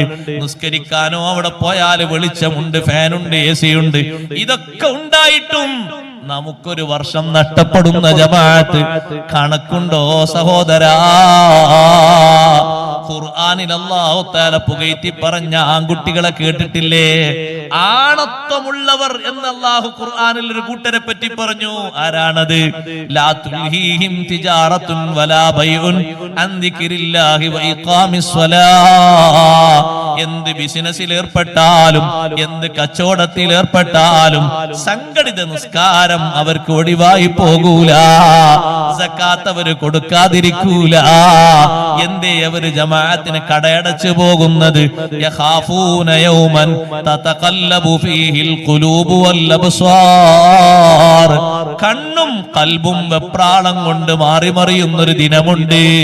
ഏറ്റവും കൂടുതൽ മനുഷ്യൻ പേടിക്കുന്ന ഒരു ദിവസമാണ്. ആ ദിവസത്തിൽ വെച്ച് തന്നെ പേടിച്ച് അവര് ജമാഅത്തിന് പോകുന്നു. ഈ ആയത്തിറങ്ങിയത് ആരില്ലാന്നറിയോ? മദീന മാർക്കറ്റിൽ കച്ചവടം ചെയ്യുന്ന തൊഴിലാളികളെ പറ്റിയാണ് ഈ ആയത്തിറങ്ങിയത്. തൊഴിലാളികളായ സ്വഹാബിമാരെ പറ്റി. അവർ വാങ്ക് കേട്ടാൽ ഒരു കടക്കാരൻ മറ്റേ കടക്കാരനോട് പറയും, വാങ്ക് കൊടുത്തു, സ്വലാ സ്വലാ. ആ സ്വലാ സ്വലയാണ് സൗദിയിൽ അടുത്ത കാലം വരെ മുത്തവന്മാര് വിളിച്ചിരുന്ന അനൗൺസ്മെന്റ്, സ്വലാ സ്വലാ. പക്ഷെ മുത്തവന്മാര് വരുമ്പോ നമ്മൾ ആൾക്കാർക്ക് ദേഷ്യമാണ്. ആ ഇടങ്ങേറ് പിടിച്ചോൻ വരുന്നുണ്ട്, ഇനി കട അടക്കേണ്ടി വരുമ്പോ സ്വലാ സ്വലാ എന്ന് പറഞ്ഞാൽ പൂട്ടേണ്ടി വരും. അവൻ വന്ന് ക്ഷണിക്കുന്ന നിസ്കാരത്തിലേക്ക് പോകാനാണ്, ജമാഅത്തിലേക്ക് പോകാനാണ്. ആ അനൗൺസ്മെന്റ് അന്ന് തുടങ്ങിയതല്ല, സ്വഹാബത്തിന്റെ കാലത്തുണ്ട്. ഒരു മാർക്കറ്റിലുള്ള ആള് മറ്റോളോട് പറയും, അസ്വലാ സ്വലാ. കടകളിലടച്ചിട്ട് ചിലരൊക്കെ മദീന പള്ളിയിലെത്തി, ചിലര് മസ്ജിദുൽ ഇജാബയിലെത്തി, ചിലര് മസ്ജിദ് ഖുബായിലെത്തി, ചിലര് മസ്ജിദുൽ ഖിബ്ലതൈനിയിലെത്തി ജമാഅത്തിന് സംബന്ധിക്കുന്നു. കച്ചവടം ചെയ്ത് ജീവിച്ച മഹാനല്ലേ അബൂബക്കർ സിദ്ദീഖ് റളിയല്ലാഹു അൻഹു. പക്ഷേ കച്ചവടം ചെയ്യുമ്പോഴും ജമാഅത്ത് മിസ്സായിട്ടില്ല. ഖലീഫയായതിനു ശേഷവും കച്ചവടത്തിൽ മഹാനവർകൾ കുറച്ചു കാലം തുടർന്നിട്ടുണ്ട്. അപ്പോഴും ബാങ്ക് വിളി കേൾക്കുമ്പോഴേക്ക് പള്ളിയിൽ എത്തിപ്പോയി. ആ ഒരു ആത്മീയമായ ഉണർവാണ് സഹോദരങ്ങളെ നമ്മെ നന്നാക്കുന്നത്, നമ്മെ നാമാക്കുന്നത്. അതിന് പ്രചോദനം നൽകുന്ന ഉമ്മമാരാണ് ഉണ്ടായിത്തീരേണ്ടത്, സഹോദരിമാരാണ് ഉണ്ടായിത്തീരേണ്ടത്. എല്ലാ സുഖങ്ങളും മക്കൾക്ക് നൽകുന്നത്, കുടുംബത്തിന് നൽകുന്നത് ഉമ്മമാരെ. ആഖിറത്തിൽ നമുക്ക് വിനയാകരുത്, ആഖിറത്തിൽ നമുക്ക് പ്രതികൂലമാകരുത്. നന്മകൾക്ക് അവർക്ക് പ്രചോദനം കൊടുത്ത് പറഞ്ഞേക്കണം. ഒരു ചെറുപ്പക്കാരനെ ഒരു ഉമ്മ ജമാഅത്തിന് പള്ളിയിലേക്ക് വിട്ടിട്ട് ആ ജമാഅത്തിന് പള്ളിയിലെത്തുമ്പോ ചെറുപ്പക്കാരന്റെ കാരണം കൊണ്ടാണ് അന്നവിടെ ജമാഅത്ത് നടന്നതെങ്കിൽ പോയി നോക്കുമ്പോ ഉസ്താദ് മാത്രമാണ് മിഹ്റാബിലുള്ളത്. പിന്നാലെ വന്ന് തുടർന്ന് ഒറ്റയാള്, വേറൊരാളും വന്നിട്ടില്ലെങ്കിൽ അവിടെ ജമാഅത്ത് നടന്നതിന്റെ നല്ലൊരു ശതമാനം ഉമ്മയുടെ അക്കൗണ്ടിൽ ലഭിച്ചുപോയി. ഇവിടുന്ന് തന്നെ സ്വരൂപിക്കേണ്ട ഖൈറാത്തുകളാണ്. ആഖിറത്തിലെത്തിയിട്ട് ഇവിടുന്ന് ആരെങ്കിലും ഫാത്തിഹ വിളിച്ചു കൊടുത്തേക്കുന്നത് മാത്രം പ്രതീക്ഷിക്കരുത്. അവനവന്റെ ജീവിതത്തിലല്ലേ വിശുദ്ധി ഉണ്ടാക്കേണ്ടത്. ഇദാ ദുകിറല്ലാഹു വജിലത്ത് ഖുലൂബുഹും. അല്ലാഹുവിനെ പറയപ്പെട്ടാൽ മനസ്സ് പേടിക്കുന്നവരാണ് ഭക്തിയുള്ളവർ. അവരെ മനസ്സിൽ ചിന്ത വരും, റബ്ബേ ബാങ്ക് കൊടുത്തിട്ടുണ്ട്, നിസ്കാരം നിസ്കാരം നിസ്കരിക്കണമല്ലോ നിസ്കരിക്കണമല്ലോ. നിസ്കാരം ഒഴിവായി പോയാലൊക്കെ മഹാന്മാരെ മനസ്സിൽ വരുന്ന സങ്കടം ഒന്ന് ആലോചിച്ചു. നമ്മളെ മനസ്സിൽ എപ്പോഴെങ്കിലും ഒരു സങ്കടം വന്നിട്ടുണ്ടോ? ഇല്ല എന്നാണ് ഉത്തരെങ്കിൽ നമ്മളൊക്കെ മുസ്ലിമാണോ? പൊട്ടിക്കരഞ്ഞു പോയില്ലേ മഹാന്മാര്? നമ്മളെ നേതാവ്, ലോകത്തിന്റെ നേതാവ് സയ്യിദുനാ റസൂലുള്ളാഹി സ്വല്ലല്ലാഹു അലൈഹി വസല്ലം തങ്ങൾക്ക് എന്തെല്ലാം ബുദ്ധിമുട്ട് ജീവിതത്തിൽ സംഭവിച്ചിട്ടുണ്ട്, എന്തെല്ലാം പരീക്ഷണങ്ങൾ, കൊടിയ പരീക്ഷണങ്ങളല്ലേ തങ്ങൾക്ക് ഉഹദിൽ സംഭവിച്ചത്. അവിടുത്തെ മുൻപല്ല് പൊട്ടിയത് ഉഹദിൽ ഇബ്നു ഖംഅത്തിന്റെ ഏറ് കൊണ്ടല്ലേ. ഉത്ബത്ത് ബിൻ അബീ വഖാസിന്റെ ഏറുകൊണ്ടിട്ടല്ലേ നെറ്റിയിൽ നിന്ന് ചോര പൊട്ടി ഒഴുകിയത്. ഒരുപാട് ആളുകൾ ഒപ്പിയെടുത്തിട്ടും നിലക്കാത്ത ചോര. ഫാത്തിമ റളിയല്ലാഹു അൻഹ വീടിനകത്തേക്ക് ചെന്ന് ഈത്തപ്പന ഓല കൊണ്ട് മുടഞ്ഞുണ്ടാക്കിയ ഒരു പായയുടെ കഷ്ണം എടുത്ത് അത് കരിച്ച് അതിന്റെ ചാരം കൊണ്ടുവന്ന് ഒട്ടിച്ചപ്പോഴല്ലേ രക്തം നിലച്ചത്. അവിടുത്തെ വിരൽ തുമ്പ് ഷഹാദത്തിന്റെ മഹിമ സ്വീകരിച്ചത് ഉഹദിലല്ലേ. ഹംസ റളിയല്ലാഹു അൻഹു ഷഹീദായത് ഉഹദിലല്ലേ. അപ്പോഴൊന്നും ശത്രുക്കൾക്കെതിരെ ദ്വാരക്കാത്ത മുത്തുനബി സല്ലല്ലാഹു അലൈഹി വസല്ലം വളരെ താല്പര്യത്തോടെ ഉംറയ്ക്ക് വേണ്ടി പോയിട്ട് സുബ്ഹാനല്ലാഹ് ഹുദൈബിയയിൽ വെച്ച് മക്കയിലെ ആളുകൾ തടഞ്ഞില്ലേ. സങ്കടം തങ്ങൾക്ക് സഹിക്കാൻ കഴിഞ്ഞോ? പക്ഷേ ശത്രുക്കൾക്കെതിരെ തങ്ങൾ ദുആ ചെയ്തില്ല. ഏറ്റവും വലിയ അവലംബമായ അബൂ ത്വാലിബും ബീവി ഖദീജ റളിയല്ലാഹു അൻഹയും 3 ദിവസത്തിന്റെ വ്യത്യാസത്തിൽ ഇവിടെ പറഞ്ഞപ്പോ സഹായം പ്രതീക്ഷിച്ചുകൊണ്ട് അകന്ന കുടുംബക്കാരിലേക്ക് ത്വായിഫിലേക്ക് തങ്ങൾ നീങ്ങിയപ്പോ ത്വായിഫുകാര് തങ്ങളെ വരവേറ്റത് കല്ലേറ് കൊണ്ടല്ലേ. കൂക്ക് വിളിച്ചിട്ടും കല്ലെറിഞ്ഞിട്ടുമല്ലേ തങ്ങളവർ എതിരേറ്റത്. നബി സല്ലല്ലാഹു അലൈഹി വസല്ലം ക്ഷീണിച്ചുകൊണ്ടൊരു തോട്ടത്തിൽ പോയി ഇരുന്നില്ലേ. ആ തോട്ടവും കുടുംബക്കാരുടേതായിരുന്നു. കല്ലെറിഞ്ഞവിടുത്തെ തിരുവാദത്തിൽ നിന്ന് രക്തമുറ്റിപ്പോയില്ലേ ത്വായിഫില്. ആ ത്വായിഫ് ജനതയെ നശിപ്പിക്കാൻ വേണ്ടി മലക്കുമായി ജിബ്രീൽ അലൈഹിസ്സലാം വന്നിട്ട് വേണ്ടാന്നല്ലേ അല്ലാഹുവിന്റെ റസൂല് പറഞ്ഞത്. പക്ഷേ ശത്രുക്കൾക്കെതിരെ തങ്ങൾ ആഞ്ഞടിച്ചൊരു പ്രാർത്ഥന നടത്തിയത് ഖന്തഖിലാണ് കേട്ടോ. അസ്ർ നിസ്കാരം നിസ്കരിക്കുന്ന സമയത്തിൽ നിന്ന് അവര് ശ്രദ്ധ മാറ്റിക്കളഞ്ഞപ്പോ സൂര്യനങ്ങ് അസ്തമിച്ചു പോയപ്പോ മുത്തുനബിക്കത് സഹിക്കാൻ കഴിഞ്ഞില്ല. ശരീരത്തിന്റെ പരിക്കുകളൊക്കെ സഹിച്ച മുത്തുനബി സല്ലല്ലാഹു അലൈഹി വസല്ലം കൂക്കുവിളിയും തെറിയഭിഷേകങ്ങളും ഒക്കെ സഹിച്ച അല്ലാഹുവിന്റെ റസൂല് ജനതയെതിരായപ്പോഴും അവരെ നന്മക്ക് വേണ്ടി കേണപേക്ഷിച്ച് ദ്വാരുന്ന മുത്തുനബി അസുറിന്റെ നിസ്കാരം സമയത്തിൽ നിന്ന് മാറിയപ്പോ സങ്കടം സഹിക്കാതെ ദുആ ചെയ്തു പോയി. മല അല്ലാഹു ബുയൂതഹും വഖുബൂറഹും നാറാ. അവരുടെ ഭവനങ്ങളും അവരുടെ കുടിമാടങ്ങളും തീ കൊണ്ട് അല്ലാഹു നിറക്കട്ടെ.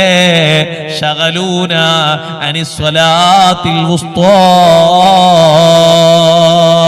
അസ്ർ നിസ്കാരത്തിൽ നിന്ന് നമ്മുടെ ശ്രദ്ധ മാറ്റി കളഞ്ഞല്ലോ. എത്ര വലിയ സങ്കടമാണ് തങ്ങൾക്ക് വന്നത്. അത് സഹിക്കാൻ തങ്ങൾക്ക് ആയില്ല. ഏറ്റവും വലിയ സങ്കടം തങ്ങൾക്ക് വന്നത് നിസ്കാരം ഈ രൂപത്തിൽ മാറ്റിക്കളയാൻ അവർ പ്രേരണയുണ്ടാക്കിയപ്പോഴാണ്. മുശ്രിക്കുകളും യഹൂദികളും തമ്മിൽ ഒത്തുകളിച്ചിട്ട് അസ്ർ നിസ്കാരത്തിന്റെ സമയം തെറ്റിച്ചു കളഞ്ഞു. സുബ്ഹാനല്ലാഹ്, അതൊരു ചെറിയ കാര്യമായിട്ടല്ല കണ്ടത്. ജീവിതത്തിൽ പ്രായപൂർത്തിയെത്തിയതിനു ശേഷം ഒരു നിസ്കാരം നഷ്ടപ്പെട്ടതിന്റെ പേരിൽ ഖേദം വന്നിട്ടുണ്ടോ?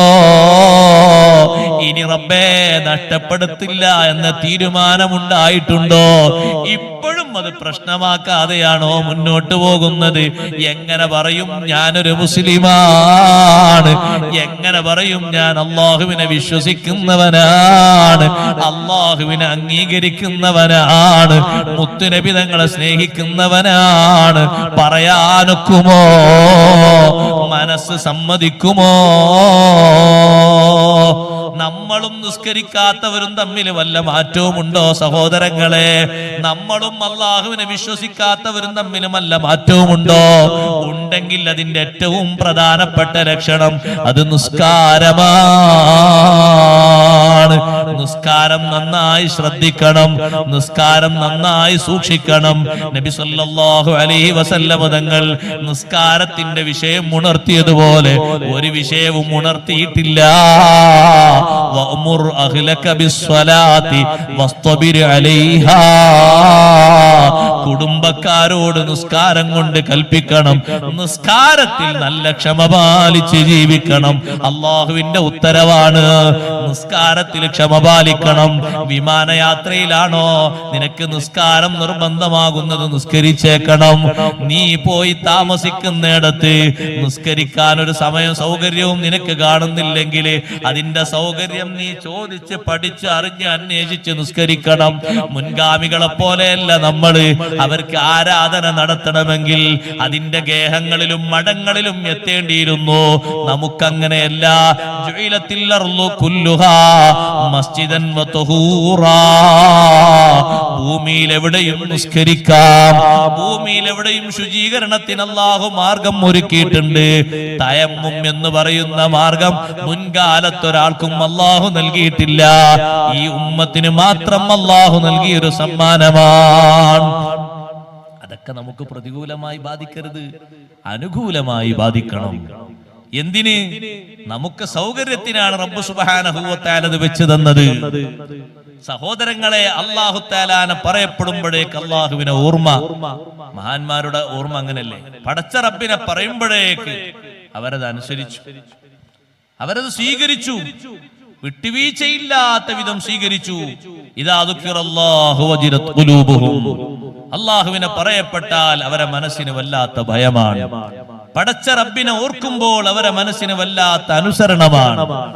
വലിയ അനുസരണമല്ലേ അവരനുസരിച്ചത്. അല്ലാഹു തആലാന്റെ പേര് പറഞ്ഞിട്ട് എന്തൊരു വിഷയം അവരോട് പറഞ്ഞാലും അവരത് സ്വീകരിക്കും, കൈയൊഴിക്കില്ല. എത്ര സാഹസികത നിറഞ്ഞതാണെങ്കിലും സ്വീകരിക്കും. അതൊരു ഭക്തിയുടെ ലക്ഷണമാണ്. നമ്മിൽ ഉണ്ടാകേണ്ടത് ആ അനുസരണമാണ്. നമ്മിൽ ഉണ്ടാകേണ്ടത് കുടുംബങ്ങളൊക്കെ നമ്മൾ സെറ്റപ്പ് ആക്കേണ്ടത് അതിനാണ്. ഉമ്മമാരെ പ്രചോദനം കൊടുക്കണം. ബീവി ആയിഷ റളിയല്ലാഹു അൻഹയിൽ നിന്ന് നബിതങ്ങൾക്ക് ഏറ്റവും ഇഷ്ടപ്പെട്ട ഒരു വാക്കായി ഹദീസിൽ പറയുന്നത്, 10 റക്അത്ത് നിസ്കരിച്ചുകൊണ്ട് തങ്ങൾ ഇങ്ങനെ ഒന്ന് ചെരിഞ്ഞു കിടന്നു. രാത്രിയാണ്, സുബഹിന്റെ മുമ്പ്. തഹജ്ജുദ് അവിടുന്ന് നിസ്കരിക്കും എന്നും 11 റക്അത്തായിട്ട്. ചിലപ്പോൾ റക്അത്ത് 11 ഉണ്ടാകുള്ളൂ, പക്ഷേ സമയം ദീർഘിക്കും. 4 മണിക്കൂർ ഉണ്ടാകും, ചിലപ്പോൾ 3 മണിക്കൂർ, ചിലപ്പോൾ 1.5 മണിക്കൂർ, വ്യത്യസ്ത രൂപത്തിലായിരിക്കും സമയം. 10 റക്അത്ത് നിസ്കരിച്ച് തങ്ങളൊന്നിങ്ങനെ ചെരിഞ്ഞു കിടന്നപ്പോ ആയിഷ റളിയല്ലാഹു അൻഹ വന്ന് സ്നേഹത്തോടെ ചോദിക്കാണ്, തനാമു ഖബ്ലം തൂതിറാ, ഒറ്റ റക്അത്തും കൂടി വിത്ർ നിസ്കരിക്കാനില്ലേ നബിയേ? അത് നിസ്കരിച്ചിട്ട് ഉറങ്ങിയാ പോരെ നബിയേ? ഇത്ര വേഗം കിടന്നുറങ്ങണോ നബിയേ? ആയിഷ റളിയല്ലാഹു അൻഹയുടെ വാക്ക് അല്ലാഹുവിന്റെ റസൂലിന് എന്തൊരു മധുരമായി. തങ്ങൾ പറഞ്ഞു, ആയിഷ പേടിക്കേണ്ടതില്ല. ഇന്ന ഐനയ്യ തനാമാനി വലാ യനാമു ഖൽബി. എന്റെ 2 കണ്ണുകളെ ഉറങ്ങുന്നുള്ളൂ, എന്റെ ഖൽബ് ഉറങ്ങുന്നില്ല. എന്റെ വുളൂ മുറിയുമെന്ന പേടി വേണ്ട. ആ മറുപടിയും പറഞ്ഞ് 1 റക്അത്തും കൂടി വിത്ർ തങ്ങൾ പൂർത്തിയാക്കി നിസ്കരിച്ചുകൊണ്ട് അല്ലാഹുവിനോട് ദുആ ചെയ്യുന്നു.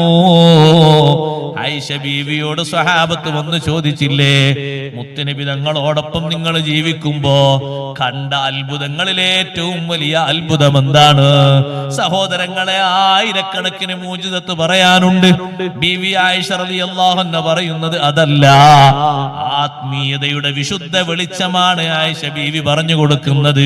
ആയിഷ റളിയല്ലാഹു അൻഹ പറയുന്നു, ഒരു രാത്രി തങ്ങൾ സാധാരണ നിസ്കരിക്കുന്ന സമയത്ത് അർദ്ധരാത്രിയിൽ തങ്ങൾ എഴുന്നേറ്റു, 2 റക്അത്ത് നിസ്കരിച്ചു. നിസ്കാരം കഴിഞ്ഞിട്ട് തങ്ങൾ അവിടെ ഇരുന്നു. പൊട്ടി പൊട്ടി കരയുന്നത് ഞാൻ കണ്ടു.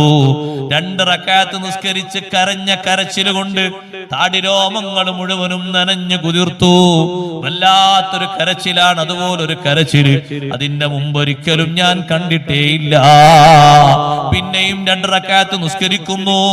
ഇരുന്ന് കൊണ്ട് തങ്ങൾ കരയുന്നു, ദുആ ചെയ്ത് കരയുന്നു. മടിത്തട്ട് മുഴുവനും നനഞ്ഞുപോയി. പിന്നെയും നിസ്കരിക്കുന്നു 2 റക്അത്ത്. ആ നിസ്കാരത്തിന് ശേഷവും കരയുന്നു. മുസല്ലയിൽ സുജൂദ് ചെയ്യുന്ന ഭാഗം നനഞ്ഞുപോയി. സുബ്ഹാനല്ലാഹ്, 10 റക്അത്തിൽ ഈ 2 റക്അത്തിന് ശേഷം അന്ന് കരഞ്ഞതുപോലെ ഒരൊറ്റ രാത്രിയും കരഞ്ഞത് കണ്ടിട്ടില്ല. ഒരാള് മരിച്ചിട്ടും കരഞ്ഞത് കണ്ടിട്ടില്ല. ഒരു നഷ്ടം സംഭവിച്ചിട്ടും കരഞ്ഞത് കണ്ടിട്ടില്ല. പാതിരാത്രിയിൽ സ്വന്തം വീടിന്റെ ഉള്ളിൽ ഇത്ര നേരം തങ്ങൾ കരഞ്ഞുകൊണ്ട് വല്ലാത്തൊരു ആത്മീയ പ്രഭാവത്തിൽ മുറ്റി നിൽക്കുമ്പോ ഞാൻ ചോദിച്ചു, അല്ലാഹുവിന്റെ റസൂലേ, ഇന്ന് ഞാൻ കണ്ട കാഴ്ച തങ്ങളോടൊപ്പമുള്ള ജീവിതത്തിൽ ഒരു രാത്രിയിലും കണ്ടിട്ടില്ലല്ലോ. എന്തേ നബിയെ ഇത്രയധികം കരഞ്ഞത്? നബി സല്ലല്ലാഹു അലൈഹി വസല്ലം തങ്ങൾ പറയുന്നു, ആയിഷ ഉൻസിലത് അലയ്യ ഫീ ഹാദിഹിൽ ലൈല അശ്റു ആയാത്. ഇന്നത്തെ രാത്രിയിൽ 10 ആയത്തുകൾ അല്ലാഹു എനിക്ക് ഇറക്കി തന്നു. അതുപോലൊരു 10 ആയത്ത് നേരത്തെ ഒരിക്കലും അല്ലാഹു ഇറക്കി തന്നിട്ടില്ല. അതൊരു സാധാരണ ആയത്തല്ല. ആ 10 ആയത്തും അർത്ഥം ചിന്തിച്ച് ഓതുക തന്നെ വേണം, അല്ലാതെ ഓതിയിട്ട് കാര്യമില്ലെന്നും തങ്ങൾ പറഞ്ഞു.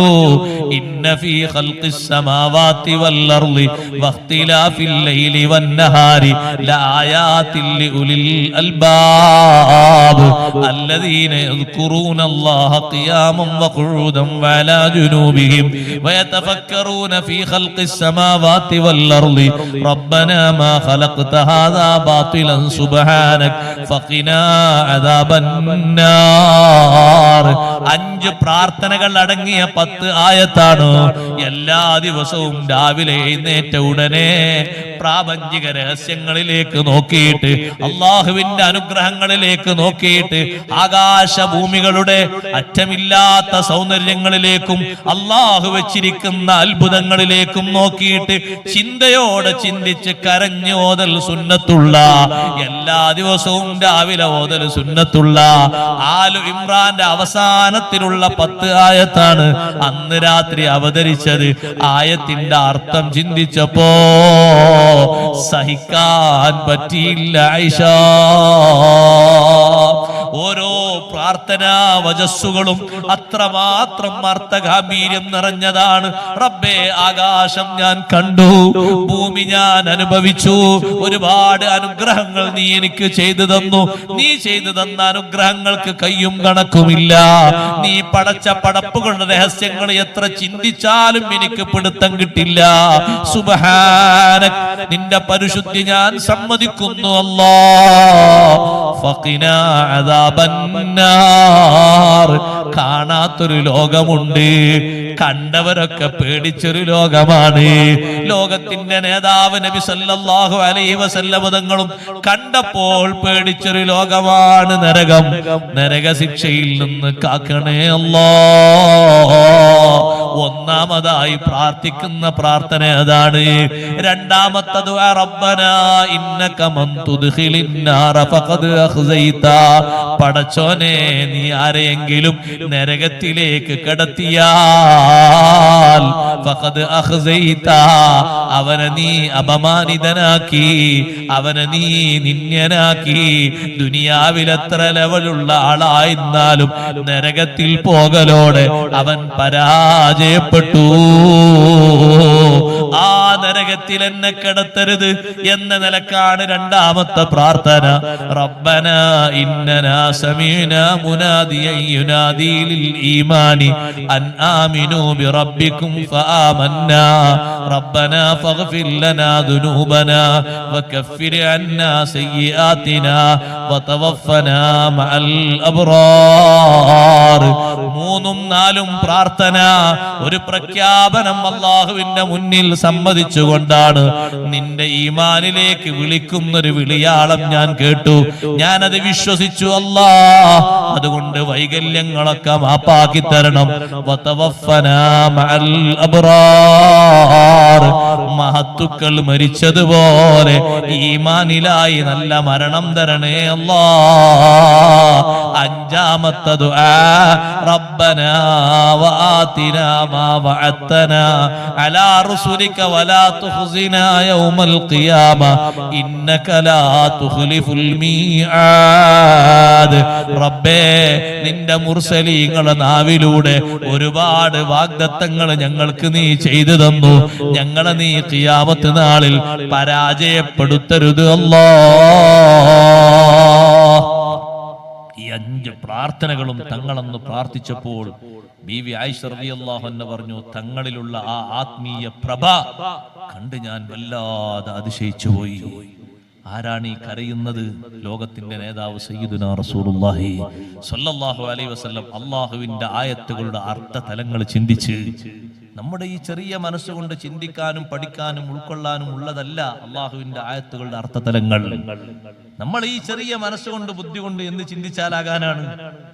വലിയ വലിയ ബുദ്ധിമാന്മാരൊക്കെ എത്ര ചിന്തിച്ച് എത്ര തഫ്സീറുകൾ എഴുതി, ലക്ഷക്കണക്കിന് ഹദീസ് മനപ്പാടമാക്കിയ മഹാന്മാർ എത്ര ഗ്രന്ഥങ്ങൾ എഴുതി. അവരാ വലിയ വിശാലമായ ബുദ്ധി കൊണ്ട് ചിന്തിച്ച് അത്രയും വിശാലമായി എഴുതിയെങ്കിൽ നമ്മൾ ഈ ചെറിയ ബുദ്ധി കൊണ്ട് ചിന്തിച്ചാൽ എന്താകാനാ സഹോദരങ്ങളെ? അള്ളാഹുവിനെ ഓർമ്മയുള്ള ആളുകളായി മാറണം. ഇദാ ദുക്കിറല്ലാഹു വജിലത് ഖുലൂബുഹും. പടച്ച റബ്ബിനെ ഓർമ്മ വേണം എപ്പോഴും. അള്ളാഹുവിനെ ഓർമ്മയുണ്ടെന്നതിന്റെ ഏറ്റവും വലിയ തെളിവാണ് അള്ളാഹുവിനുള്ള അനുസരണം. മഹാന്മാരെ അനുസരണം നോക്ക് നിങ്ങൾ, എത്ര പെട്ടെന്നാണ് അവനനുസരിച്ചത്. നമ്മൾ അനുസരണം വൈകാൻ പാടില്ല. നമ്മൾ അനുസരണം വൈകിയാൽ ഒരു മേൽവിലാസം മാത്രം നമുക്കുണ്ട്, ഒരു പേര്. ആ പേര് കേട്ടാൽ ആളുകൾക്ക് തിരിച്ചറിയും അയാൾ മുസ്ലിമാണ്. അനുസരണം യഥാർത്ഥ രൂപത്തിലുണ്ടോ? കഴമ്പുള്ള മുസ്ലിമാണ്. മുസ്ലിമിന്റെ സ്വഭാവമാണോ ഉള്ളത്? കഴമ്പുള്ള മുസ്ലിമാണ്. അള്ളാഹുവിനെ അനുസരിക്കുന്ന ഒരു മുസ്ലിമാണെങ്കിൽ അവനിൽ നല്ല സ്വഭാവമാണ്, ആരോടും നല്ല സ്വഭാവം. ഏത് മതക്കാരനോടും, ഏത് ജാതിയാകട്ടെ, ഏതാളാകട്ടെ, നല്ല വൃത്തിയുള്ള സ്വഭാവം, സ്നേഹമസൃണമായ സ്വഭാവം. സ്നേഹമസൃണമായ സ്വഭാവങ്ങളിൽ ഏറ്റവും വലിയ സ്വഭാവം ഏതാണെന്നറിയോ നിങ്ങൾ? പക്ഷെ നമുക്കത് സ്വീകരിക്കാൻ കഴിയണം മനസ്സിരുത്തിയിട്ട്. എന്താണത്? വിട്ടുവീഴ്ച ചെയ്യുന്ന സ്വഭാവം. അതാണ് ഏറ്റവും വലിയ സ്വഭാവം. ഉമ്മമാരെ, പെങ്ങന്മാരെ, സഹോദരിമാരെ, സഹോദരങ്ങളെ, വിട്ടുവീഴ്ച ചെയ്യുന്ന സ്വഭാവം. പണ്ടെന്നോ പറഞ്ഞത് ഇപ്പോഴും തങ്ങി നിൽക്കുന്നില്ലേ? പണ്ടെന്നോ ചെയ്തതിന്റെ പേരിലുള്ള എപ്പോഴും ചെറിയൊരു കുശുമ്പ് ഇപ്പോഴും നിൽക്കുന്നില്ലേ? ഹജ്ജിന് പോകുമ്പോൾ ആൾ പൊരുത്തപ്പെടിച്ചിട്ടും കറ മാറാതെ നിൽക്കുന്നില്ലേ? പിന്നെ നമ്മളെന്തൊരു മുസ്ലിമാ? അഫ്ളലു അഖ്ലാഖിൽ മുസ്ലിമീൻ അൽ അഫ്വു സദഖ റസൂലുള്ളാഹി സ്വല്ലല്ലാഹു അലൈഹി വസല്ലം. മുസ്ലിമിന്റെ സ്വഭാവത്തിലെ ഏറ്റവും ഉത്കൃഷ്ടമായ സ്വഭാവം വിട്ടുവീഴ്ച മനോഭാവമാണ്.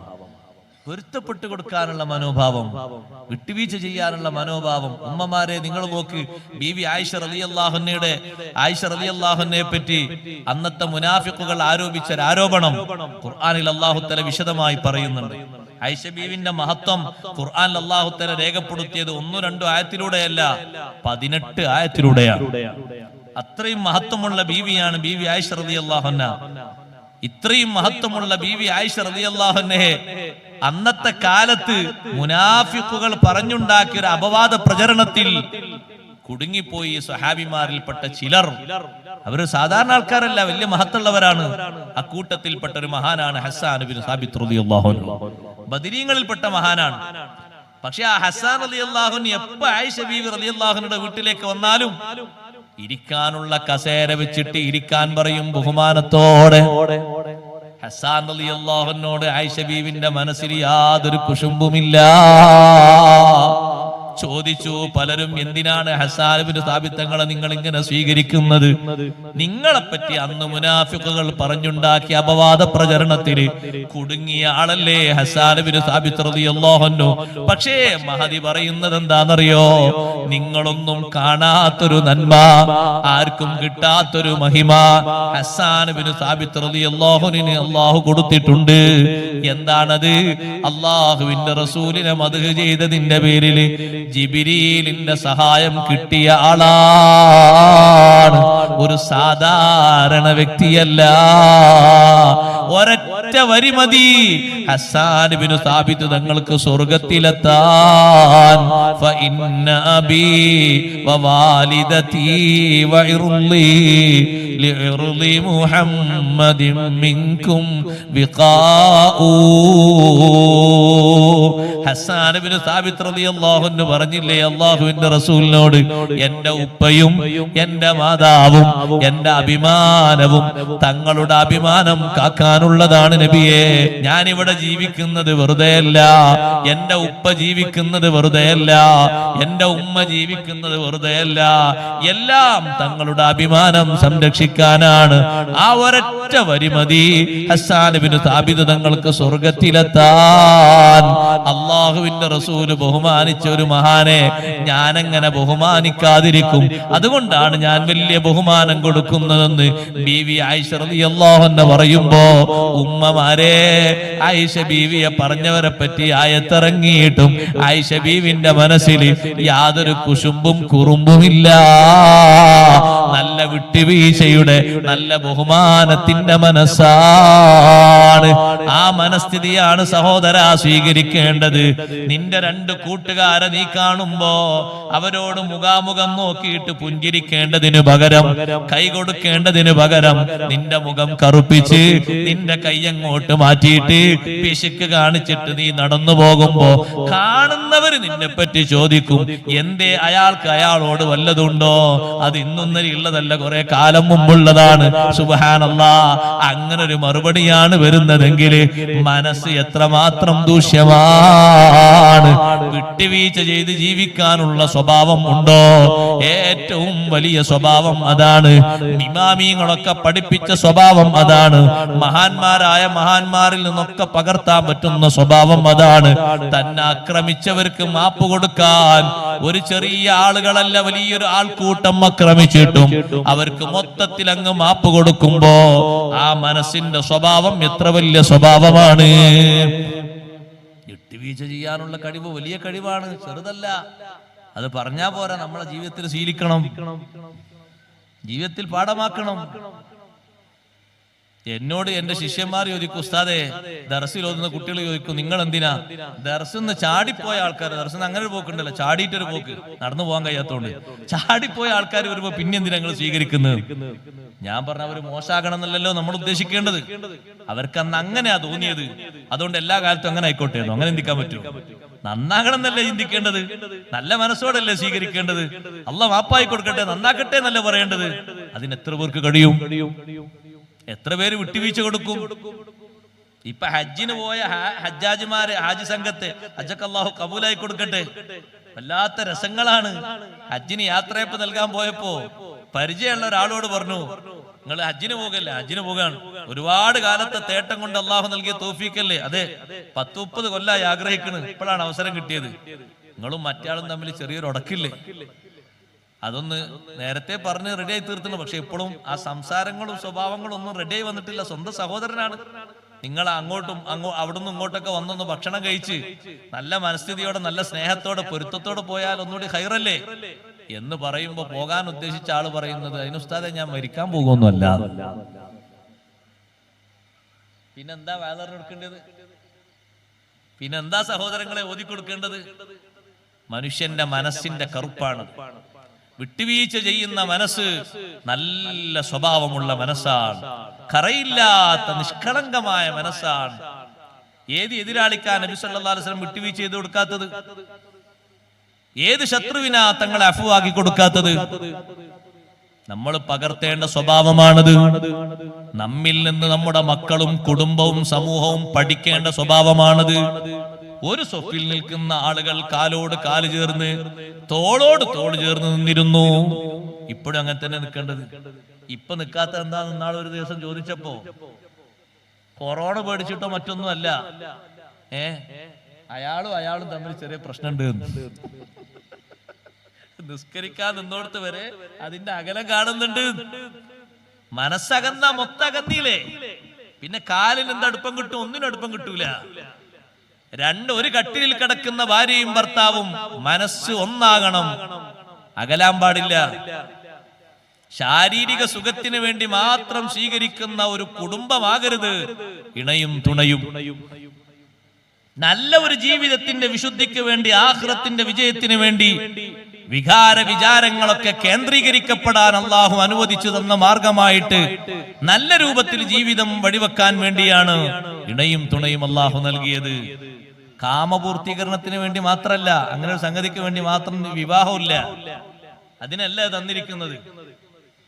ആവശ്യമുണ്ടാകുന്ന സമയത്ത് മുറാദുകളൊക്കെ ഹാസിലാക്കുക, ബാക്കിയുള്ള സമയത്ത് മുഴുവനും അങ്ങോട്ട് തെറി പറയാ, ഇങ്ങോട്ട് പറഞ്ഞ കേൾക്കൂല, അങ്ങോട്ടൊന്നും പറഞ്ഞ അനുസരിക്കൂല, ഒന്നും നേർക്കൊരു മറുപടി പറയില്ല, ചോദിച്ചാ വരെ കുത്തുവാക്കുകളല്ലാതെ നേരിട്ട് മറുപടി പറയില്ല. അങ്ങനെ ഒരു ജീവിതം ജീവിച്ചു പോയിട്ട് എന്ത് നേട്ടം? ആർക്കാണത് മാതൃകയായി വരുന്നത്?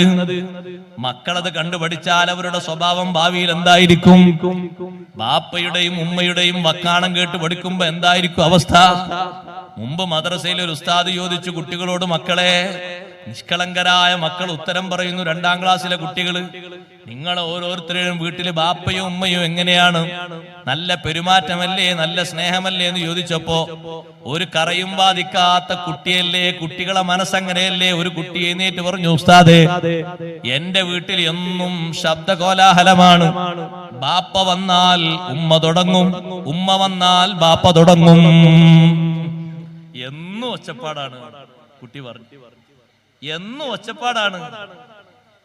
അയൽവക്കക്കാർക്കൊരു സുഖമാണ്. അതുകൊണ്ട് അയൽവക്കത്തുള്ള ആൾക്കാർ പറയും, നമുക്ക് ഉറങ്ങാൻ നേരായി, ആ വീട്ടിൽ ആളെത്തിയിട്ടുണ്ട്, ഇതുവരെ ആളെത്തിയിട്ടില്ല എന്നുള്ള പേടിയായിരുന്നു, ഇപ്പൊ ആളെത്തിയിട്ടുണ്ട്, ഇനി നമ്മൾ കാത്തിരിക്കേണ്ട ആവശ്യമില്ല, നമുക്ക് ഉറങ്ങാം. അവിടെ എത്തേണ്ട ആളെത്തിയിട്ടുണ്ട്, അതിന്റെ സിഗ്നൽ കിട്ടി, ഒച്ചപ്പാടോണ്ട് കിട്ടി. എന്തിനാണ് ഈ ശബ്ദം ഉണ്ടാക്കിയിട്ട് ഒച്ചപ്പാടുണ്ടാക്കുന്നത്, കുറച്ച് ചാടുന്നത്? ഒരാവശ്യമില്ല. നിസ്സാര പ്രശ്നങ്ങൾക്ക് വേണ്ടി. അതെന്നോ ഉണ്ടായ സംഭവമായിരിക്കും, ഇപ്പോഴും മറക്കാതെ നല്ല ഓർമ്മശക്തിയിൽ സൂക്ഷിച്ചിരിക്കുക. ദുസ്വഭാവികളായി മാറാൻ പാടില്ല. ഇസ്ലാമിന്റെ യഥാർത്ഥ തനിമ നല്ല സ്വഭാവത്തിലൂടെ, നല്ല സംസ്കാരത്തിലൂടെ, നല്ല പെരുമാറ്റത്തിലൂടെയാണ് അടുത്ത തലമുറക്ക് കൈമാറേണ്ടത്. ഒരനാവശ്യ സംസാരം പോലും, പെരുമാറ്റം പോലും, സ്വഭാവം പോലും, സമീപനം പോലും നമ്മിൽ നിന്ന് നമ്മളെ മക്കൾ എപ്പോഴെങ്കിലും ഒന്ന് കണ്ടു ശീലിച്ചോ, അവരെ ജീവിതം തകരാനത് കാരണമായോ, നമ്മൾ അവർക്ക് മാർഗദർശികളായി മാറിയിട്ടില്ല, മാർഗം കെടുത്തിയവരാണ്. നമ്മളൊക്കെ അള്ളാനോട് ചോദിക്കുന്നുണ്ടല്ലോ, വജഅൽനാ ലിൽ മുത്തഖീന ഇമാമാ, പടച്ചോനെ, ഞങ്ങളെ കൂടെ നടക്കുന്ന ഈ നല്ല മക്കൾക്ക് മുന്നിൽ നടക്കാനുള്ള യോഗ്യതയുള്ള യോഗ്യന്മാരാക്കി ഞങ്ങളെ മാറ്റിത്തരണം. ബാപ്പയും ദ്വാർക്കുന്നുണ്ട്, ഉമ്മയും ദ്വാർക്കുന്നുണ്ട്. എന്താണ് ആ നല്ല മാതൃക? നല്ല സ്വഭാവങ്ങൾ അവർക്ക് പകർത്തി കൊടുക്കലാണ്, നല്ല സമീപനങ്ങൾ അവർക്ക് പകർത്തി കൊടുക്കലാണ്, നല്ല ഇബാദത്ത് അവർക്ക് പകർത്തി കൊടുക്കലാണ്. ഉമ്മാന്റെ ഇബാദത്ത് കണ്ടിട്ടല്ലേ മക്കൾ ഇബാദത്ത് ചെയ്യുന്നത്? തീർത്തും അങ്ങനെയാണ്. ബാപ്പാന്റെ ഇബാദത്ത് കണ്ടിട്ടല്ലേ മക്കൾ ഇബാദത്തിൽ താല്പര്യമുള്ളവരാകുന്നത്? തീർത്തും അങ്ങനെയാണ്. ഹസൻ ഇബ്നു സ്വാലിഹും അലി ഇബ്നു സ്വാലിഹും, 2 മഹാന്മാരും ഇബാദത്തിൽ സജീവമായത് ഉമ്മാന്റെ ഇബാദത്ത് കണ്ടുകൊണ്ടാണ്. ഇരട്ട കുട്ടികളാണ് ഹസൻ ഇബ്നു സ്വാലിഹും അലി ഇബ്നു സ്വാലിഹും റളിയല്ലാഹു അൻഹുമാ. താബിയുകളാണ്, സ്വഹാബിമാരല്ല. ഒരേ മണിക്കൂറിനുള്ളിൽ ജന്മം ചെയ്തവരാണ്. അവരെ ഉമ്മാന്റെ ഇബാദത്ത് കണ്ടപ്പോൾ മക്കളും ഉമ്മയോടൊപ്പം സഹകരിച്ചു തുടങ്ങി. സുബ്ഹാനല്ലാഹ്, 2 കുട്ടികളും ഒരേ കട്ടിലല്ലേ കിടക്കുന്നത്. രാത്രി എഴുന്നേൽക്കുമ്പോ ഉമ്മാനെ കാണൂല. അവര് പോയി നോക്കുമ്പോ ഉമ്മ നിസ്കാരമുറിയിലാണ്. സുബ്ഹിന്റെ മുമ്പ് തന്നെ ഉമ്മ നിസ്കരിച്ചു തുടങ്ങി. കുറച്ചുകൂടി മക്കളങ്ങ് വലുതായി, ഒരു 8-9 വയസ്സായപ്പോ ഉമ്മാനോട് പറഞ്ഞു, ഉമ്മ, നിങ്ങൾക്ക് പ്രായം ഏറെയായില്ലേ? രാത്രി മുഴുവനും നിസ്കരിച്ച് ഉറക്കമൊഴിച്ചിട്ട് ഉമ്മാന്റെ ശരീരം ക്ഷീണിക്കരുത്. ഒരുപാട് കാലം ഉമ്മാനെ ഞങ്ങൾക്ക് വേണം. നല്ല ആരോഗ്യം നിങ്ങൾക്കുണ്ടാകണ്ടേ ഉമ്മ? അതുകൊണ്ട് ഞാനും എന്റെ ജേട്ടനും കൂടിയിട്ട് നിങ്ങളുടെ രാത്രിയുടെ കുറച്ച് സമയം ഇങ്ങോട്ട് സ്വീകരിക്കാം. രാത്രിയുടെ സമയം ഇങ്ങോട്ട് സ്വീകരിക്കാം. അതുകൊണ്ട് ഉമ്മ ഞങ്ങളോട് സഹകരിക്കണം. ഉമ്മ പറഞ്ഞു, മക്കളെ, എങ്ങനെയാണ് സഹകരിക്കേണ്ടത്? ജേട്ടൻ പറയുന്നു, അലി ഇബ്നു സ്വാലിഹ് റളിയല്ലാഹു അൻഹു പറയുന്നു, രാത്രിയുടെ ആദ്യ സമയം ഞാൻ ഉറങ്ങും. ഞാൻ ഉറങ്ങിയിട്ട് കുറച്ച് സമയം കഴിഞ്ഞാൽ ഞാൻ എഴുന്നേറ്റ് നിസ്കരിക്കും. അപ്പോൾ ഉമ്മ ഉറങ്ങണം. പിന്നെ ഉമ്മ എഴുന്നേൽക്കണം, ഉമ്മ നിസ്കരിക്കണം. പിന്നീട് ഉമ്മ ഉറങ്ങണം. അപ്പൊ അനിയൻ എഴുന്നേറ്റ് അനിയൻ നിസ്കരിക്കും. സുബഹിന്റെ വാങ്ക് കൊടുക്കുമ്പോ 3 പേർക്കും ഒരുമിച്ച് എഴുന്നേറ്റ് സുബഹിൻ എന്ന ഫർള് നിസ്കരിക്കാം. തഹജ്ജുദ് നിസ്കാരം എന്ന് പറയുന്ന വലിയൊരു ഇബാദത്തില് ഉമ്മാന്റെ ഇബാദത്തിന്റെ സമയം മക്കള് പകുത്തു വാങ്ങുകയാണ്. സുബ്ഹാനല്ലാഹ്. കേൾക്കണോ സഹോദരങ്ങളെ, സഹോദരിമാരെ, ഉമ്മാക്ക് പ്രായം കൂടിയപ്പോ ഉമ്മാന്റെ സഹായത്തിന് വേണ്ടി ഒരടിമ സ്ത്രീയെ ഈ രണ്ട് മക്കളും കൂടി ആ വീട്ടിൽ വാങ്ങി. വേലക്ക് വേണ്ടി വാങ്ങിയതാണ്. ഇവരുടെ നിസ്കാരം പോലെ അടിമ സ്ത്രീയും രാത്രി എഴുന്നേറ്റ് നിസ്കാരം തുടങ്ങി.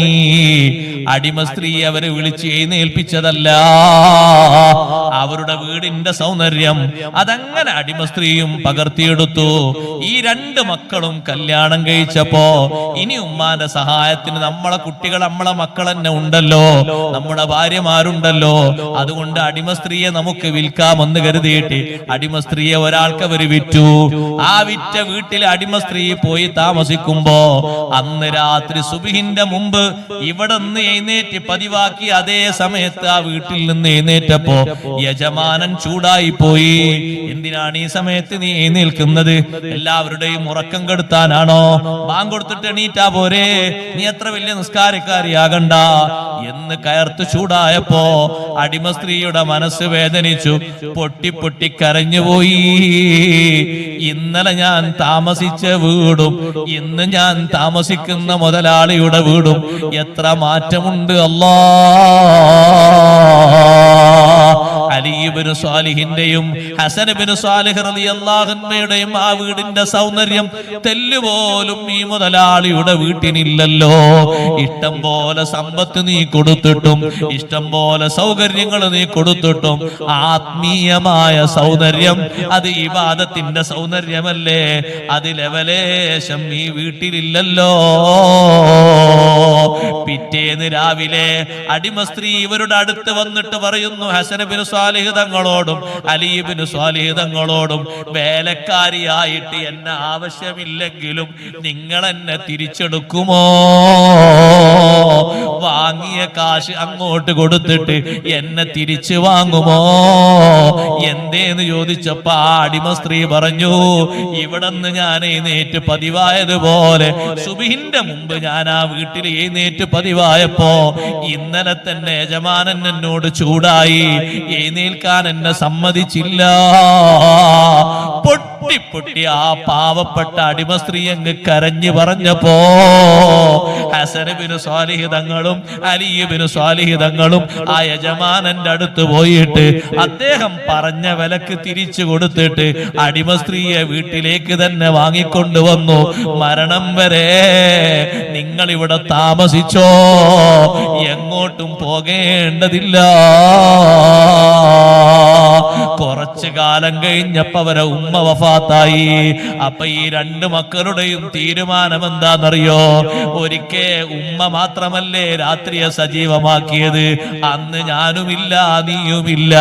പിന്നെ ഉമ്മാനോടൊപ്പം ചേർന്നിട്ട് രാത്രി നമ്മൾ മൂന്നായി ഭാഗിച്ച് ഒരു ഭാഗം നിങ്ങളും ഒരു ഭാഗം ഞാനും എടുത്ത് ഒരു ഭാഗം ഉമ്മാക്കും കൊടുത്തില്ലേ. ഇപ്പൊ ഉമ്മ പോയില്ലേ, ഇനി രാത്രി മുഴുവനും നമുക്ക് രണ്ടുപേർക്കും ഭാഗിക്കാം. ആദ്യത്തെ ഭാഗം ആരാണ് എടുക്കുക? കുറഞ്ഞ നേരം മുമ്പ് ദുനിയാവിലേക്ക് വന്ന ജ്യേഷ്ഠ സഹോദരൻ അലി ഇബ്നു സ്വാലിഹ് തങ്ങൾ പറയുന്നു, ആദ്യത്തെ ഭാഗം ഞാൻ എടുക്കാം, അവസാനത്തെ ഭാഗം നീ എടുത്തോ മോനെ. ആ ഉമ്മ ജീവിച്ച വീടിന്റെ സൗന്ദര്യം മക്കളേത് രൂപത്തിലാ സ്വീകരിക്കുന്നത്? സുബ്ഹാനല്ലാഹ്. ഈ ഒരു മാതൃക മക്കൾക്ക് വന്നതെങ്ങനെ? ആ ഉമ്മാന്റെ ഇബാദത്തിന്റെ സൗന്ദര്യമാണ്. ഉമ്മമാരെ മാതൃകായോഗ്യരായി നിങ്ങൾ ജീവിച്ചാൽ, ഉപ്പമാരെ മാതൃകായോഗ്യരായി ജീവിച്ചാൽ നിങ്ങളെ മക്കള് നല്ല മക്കളായി മാറും. ആൺമക്കളും പെൺമക്കളും നിങ്ങൾ കിടക്കുന്ന മണ്ണിലെത്തുമ്പോ ഖബറിലെത്തുമ്പോ അവരെ ഇബാദത്തിന്റെ സൗന്ദര്യം കണ്ട് ആനന്ദിച്ച് കിടക്കാം. ചിതലരിക്കാതെ, പുഴുക്കൾ വന്ന് തിന്നാതെ, എല്ല് പറിച്ചെടുത്ത് മണ്ണ് ഭക്ഷിക്കാതെ, ഖബറിന്റെ ഫിത്നയിൽ മലക്കുകളെ ചോദ്യത്തിൽ അകപ്പെട്ട് കുടങ്ങാതെ നിങ്ങൾ പകർത്തിക്കൊടുത്ത മാതൃകയില് നല്ലവണ്ണം ജീവിക്കുന്ന മക്കളുണ്ടോ? സുഖത്തോടെ അന്തിയുറങ്ങാം. ദുനിയാവിൽ നിങ്ങൾ കിടക്കുന്ന വീടിനെക്കാളും, ദുനിയാവിൽ കിടക്കുന്ന മുറിയേക്കാളും നല്ല സുഗന്ധവാസന കിട്ടും. ഇവിടെ നിങ്ങളൊരു അത്തറ് തേച്ചാല് ഒരു കൃത്യമണിക്കൂർ കഴിഞ്ഞാലത് പോയില്ലേ. സ്വർഗീയ സുഗന്ധം വന്നാല് അതിന്റെ പരിമളം പോകൂല. സ്വർഗീയ വിരിപ്പ് വന്നാല് എത്ര ഇരുന്നാലും കിടന്നാലും ശരീരത്തിന് ക്ഷീണം വരൂല. സ്വർഗത്തിന്റെ ഒരു നോട്ടം ഖബറിലേക്ക് അല്ലാഹു തുറന്നു തന്നാൽ ദുനിയാവിലെ ഏത് റെസ്റ്റ് ഹൗസിൽ നിങ്ങൾ പോയാലും ഏത് റിസോർട്ടിൽ പോയാലും എത്ര വലിയ കാഴ്ചാ സ്ഥലത്ത് പോയാലും കിട്ടാത്ത വലിയ ആനന്ദം കിട്ടിപ്പോയി. അത്ര വലിയ സൗന്ദര്യം ലോകത്ത് വേറെ ആർക്കെങ്കിലും കിട്ടാനുണ്ടോ? നല്ല നിലക്ക് മാർഗം കാണിച്ചു കൊടുത്ത് നല്ല നിലക്ക് ജീവിച്ച ഈ രണ്ട് മക്കളും സുബ്ഹാനല്ലാഹ് അവർക്ക് വാർദ്ധക്യമെത്തി. ജേട്ടനും അനുജനും എന്ന് ഞാൻ പറഞ്ഞില്ലേ, പക്ഷേ ഉമ്മ അവരെ പഠിപ്പിച്ച അദബ് കൊണ്ട് നാട്ടുകാര് പഠിച്ചൊരു അദബുണ്ട്. കുറഞ്ഞ സമയം മുമ്പാണ് ദുനിയാവിലേക്ക് ജേട്ടൻ വന്നതെങ്കിലും ആ ജേട്ടന്റെ മുന്നിൽ ഒരിക്കൽ പോലും അനുജൻ നടക്കുന്നതോ മുന്നിലിരിക്കുന്നതോ മുന്നിൽ വാഹനത്തിൽ പോകുന്നതോ നാട്ടുകാർക്ക് പരിചയമില്ല. ആരാണ് ഈ ബഹുമാനം പഠിപ്പിച്ചത്? ആ വീട്ടിലുള്ള ഉമ്മയാണ്. മോനെ, നിന്റെ മുമ്പ് ദുനിയാവ് കാണാൻ അല്ലാഹ് ഭാഗ്യം കൊടുത്ത് നിന്റെ ജേട്ടനല്ലേ. അത് മണിക്കൂറിന്റെ വ്യത്യാസമൊന്നുമില്ല, മിനിറ്റുകളുടെ വ്യത്യാസമേ ഉള്ളൂ. ആ ജേട്ടനെ നീ ബഹുമാനിക്കണം കേട്ടോ. പേരുകൊണ്ട് സംബോധന ചെയ്യരുത്, മുന്നിലൂടെ നടക്കരുത്, വാഹനം ഓടിച്ചു പോകരുത്, ഒപ്പം നടക്കരുത്. ഒരു ചാണ് പിറകിലായി ബഹുമാനത്തോടെ നടക്കുന്നു. നാട്ടുകാരത് പാഠമാക്കുന്നു, അവരെ മക്കൾക്ക് കാണിച്ചു കൊടുക്കുന്നു. നിങ്ങൾ വയസ്സിന്റെ വ്യത്യാസമുണ്ടായിട്ടും ജേട്ടനെ ഗൗനിക്കാതെ നടക്കുമ്പോ നാട്ടുകാര് പറയുന്നു, മക്കളെ ഹസൻ ബിനു സ്വാലിഹിനെ കണ്ടു പഠിക്കണം, അലി ബിനു സ്വാലിഹിനെ കണ്ടു പഠിക്കണം. അവരെ ഉമ്മ അവർക്ക് പകർത്തി കൊടുത്ത ബഹുമാനം എത്രമാത്രം വലിയ ബഹുമാനമാണ്. ആ ബഹുമാനം കണ്ട് നിങ്ങൾ ജീവിക്കണമെന്ന് ആ നാട്ടുകാര് മൊത്തം മക്കൾക്ക് ഉദാഹരണം പഠിപ്പിച്ചു കൊടുക്കുകയാണ്. എന്റെ വിഷയം ആ ഉമ്മാന്റെ ഇബാദത്തിന്റെ സൗന്ദര്യമാണ്. സുബ്ഹാനല്ലാഹ്. അതെ, മക്കളിലേക്ക് വഴിമാറി കിട്ടിയത് ഉമ്മമാരെ. നബി സല്ലല്ലാഹു അലൈഹി വസല്ലം വഫാത്താകുമ്പോ എത്ര ഭാര്യമാര് ബാക്കിയുണ്ട്? 9 ഭാര്യമാര് ബാക്കിയില്ലേ? അന്തിസ്ഇനിസ്വത്തിൻ വഫാത്തുൽ മുസ്തഫ ഖയ്യിർന ഫഖ്തർനൻ നബിയൽ മുഖ്തഫ ആയിഷത്തുൻ വ ഹഫ്സത്തുൻ വ സൗദാ സഫിയത്തുൻ മൈമൂനത്തുൻ വ റംലാ ഹിന്ദും വ സൈനബു കദാ ജുവൈരിയ ലിൽ മുഅ്മിനീന ഉമ്മഹാത്തുൻ മർളിയാ. തങ്ങളെ കാലശേഷം 40 കൊല്ലത്തിലധികം ജീവിച്ച ബീവി ആയിഷ റളിയല്ലാഹു അൻഹാ തങ്ങളെ ജീവിതം പകർത്തിയിട്ട് അതേ ത്യാഗം ചെയ്തിട്ട് ആ ഒരു മുറിയിലല്ലേ താമസിച്ചത്. ഇഷ്ടം പോലെ സമ്പത്ത് സ്വഹാബത്ത് കൊണ്ടുവന്നു കൊടുത്തിട്ടും അതൊക്കെ ദീനിന് വേണ്ടി സാധുക്കൾക്ക് വേണ്ടി കൊടുത്തു എന്നതല്ലാതെ ഒരു വലിയ സംവിധാനം സ്വീകരിച്ചില്ല. എന്റെ ഭർത്താവായ ലോകത്തിന്റെ നേതാവ് എത്ര വലിയ സൗകര്യങ്ങളും അല്ല കൊടുക്കുമായിരുന്നു. പക്ഷേ ജീവിക്കാൻ താല്പര്യപ്പെട്ടത് ഈ ഒരു മുറിയിലല്ലേ. ആ ഒരു മുറിക്ക് നമ്മളൊരു ബെഡ്റൂമിന്റെ അകലമില്ല. നമുക്ക് ചുരുങ്ങിയതൊരു 10 അളവുള്ളത്. ഹദീസിലുണ്ട്, ആയിഷ ബീവി റളിയല്ലാഹു അൻഹ അടക്കമുള്ള ഭാര്യമാര് താമസിച്ച റൂമിന്റെ വീടിന്റെ അകലം എത്രയാണ്? 9.6 രേഖപ്പെടുത്തിയത്. 9 മുഴം നീളവും 6 മുഴം വീതിയുമാണ്. അത് തന്നെ 2 റൂമാക്കിയിട്ടാ ഉപയോഗിച്ചിരുന്നത്. കിടക്കാനും ഇരിക്കാനും നിസ്കരിക്കാനും പുറത്തുള്ള ആളുകൾ വരുമ്പോ സന്ദർശിക്കാനും ഈ പറയുന്ന അകലത്തിലുള്ള മുറി 2 മുറിയാക്കി ഉപയോഗിക്കുന്നു. ജീവിതാന്ത്യം വരെ ആയിഷ ബീവി റളിയല്ലാഹു അൻഹ കഴിഞ്ഞത് അല്ലാഹുവിന്റെ റസൂലിന്റെ കൂടെ 9 കൊല്ലം ഞാൻ ജീവിച്ചില്ലേ. തങ്ങൾ ഈ വീട്ടിലല്ലേ കഴിഞ്ഞത്, ഈ വീട്ടിലല്ലേ വഫാത്തായത്. ഇഷ്ടം പോലെ സമ്പത്ത് സ്വഹാബത്ത് കൊണ്ടുപോയി കൊടുത്തിരുന്നു. ലക്ഷങ്ങളല്ല കോടിക്കണക്കിന് കൊണ്ടുപോയി കൊടുത്തിരുന്നു. ഒരു സ്വഹാബി ഒരു ദിവസം കൊടുത്തതിന്റെ കണക്ക് തന്നെ ഹദീസിൽ വന്നത് 1,80,000 ദിർഹമാണ്.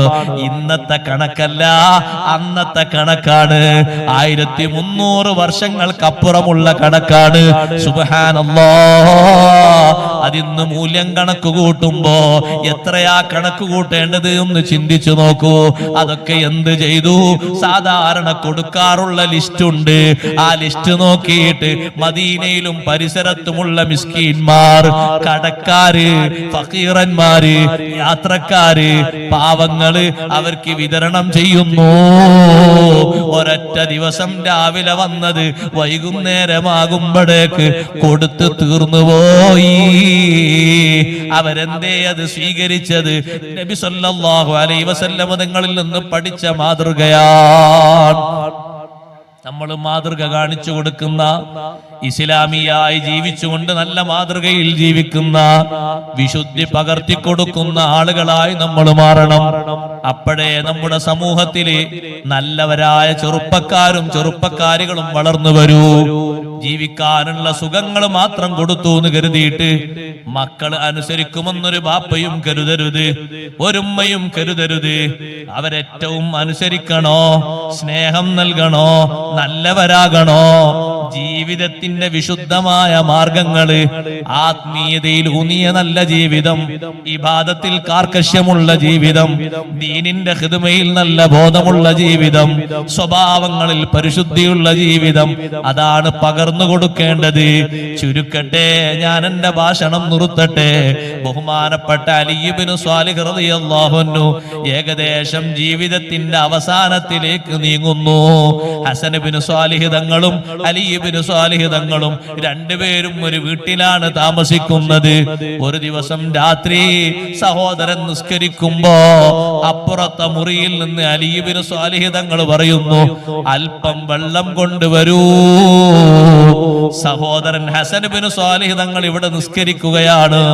നിസ്കാരത്തിൽ എന്റെ ജ്യേഷ്ഠൻ വെള്ളം ചോദിക്കുന്നല്ലോ, എനിക്ക് വെള്ളം കൊണ്ടുപോയി കൊടുക്കണമല്ലോ.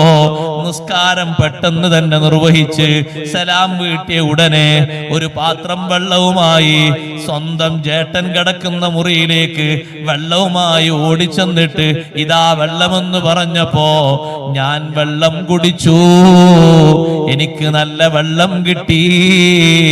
ആരാ നിങ്ങൾക്ക് വെള്ളം കൊണ്ടുവന്നത്? നിങ്ങൾ വെള്ളം ചോദിച്ചത് ഞാനല്ലേ കേട്ടത്? ഞാനപ്പോ നിസ്കാരത്തിലായിരുന്നു, പെട്ടെന്ന് വെള്ളം കൊണ്ട് ഓടി വന്നതല്ലേ. ഇതിനിടക്ക് ആരാ വെള്ളം തന്നത്? സ്വന്തം സഹോദരൻ പറയുന്നു, നല്ലൊരു പാത്രത്തിൽ വെള്ളവുമായി, കാണാ നല്ല ചന്തമുള്ളൊരു മുഖം, കണ്ടാൽ കൊതി തീരാത്തൊരു മുഖം, നല്ലൊരു വ്യക്തിത്വത്തിന്റെ ഉടമ ഇവിടെ വന്നു. മനുഷ്യരൂപത്തിലാ വന്നത്. ചോദിച്ചു, ഞാൻ ആരാണെന്ന് നിനക്കറിയുമോ എന്നോട് ചോദിച്ചു. ഞാൻ പറഞ്ഞു, അറിയില്ല. അന ജിബ്രീൽ, ഞാൻ ജിബ്രീൽ അലൈഹിസ്സലാമാണ്. ഇതാ വെള്ളം കൊണ്ടുവന്നിരിക്കുന്നു, കുടിച്ചോളൂ. ആ വെള്ളം ഞാൻ വാങ്ങി കുടിച്ചു. കൂട്ടത്തിൽ ജിബ്രീൽ അലൈഹിസ്സലാം എന്നോട് പറഞ്ഞു, നിങ്ങളുടെ പ്രവർത്തനവും നിങ്ങളെ ഉമ്മാന്റെ അമലും നിങ്ങളെ സഹോദരന്റെ അമലും നന്ദിയുള്ള അമലായി അള്ളാഹു സ്വീകരിച്ചിരിക്കുന്നു. നിങ്ങൾ അള്ളാഹുവിന് വേണ്ടി ചെയ്ത ഇബാദത്തുകളില്ലേ, ഒന്നും വെറുതെ ആയിട്ടില്ല. അവസാന നേരത്ത് കിട്ടിയ സന്തോഷമാണ്. കുറച്ചു നേരം കഴിഞ്ഞപ്പോൾ ഖിബില ഭാഗത്തേക്ക് നേർക്ക് നേരെ അങ്ങ് കിടന്ന് ലാ ഇലാഹ ഇല്ലല്ലാഹ് സന്തോഷത്തോടെ മഹാനവറുകൾ കലിമ ചൊല്ലി സുന്ദരമായി വേർപിരിയുന്നു.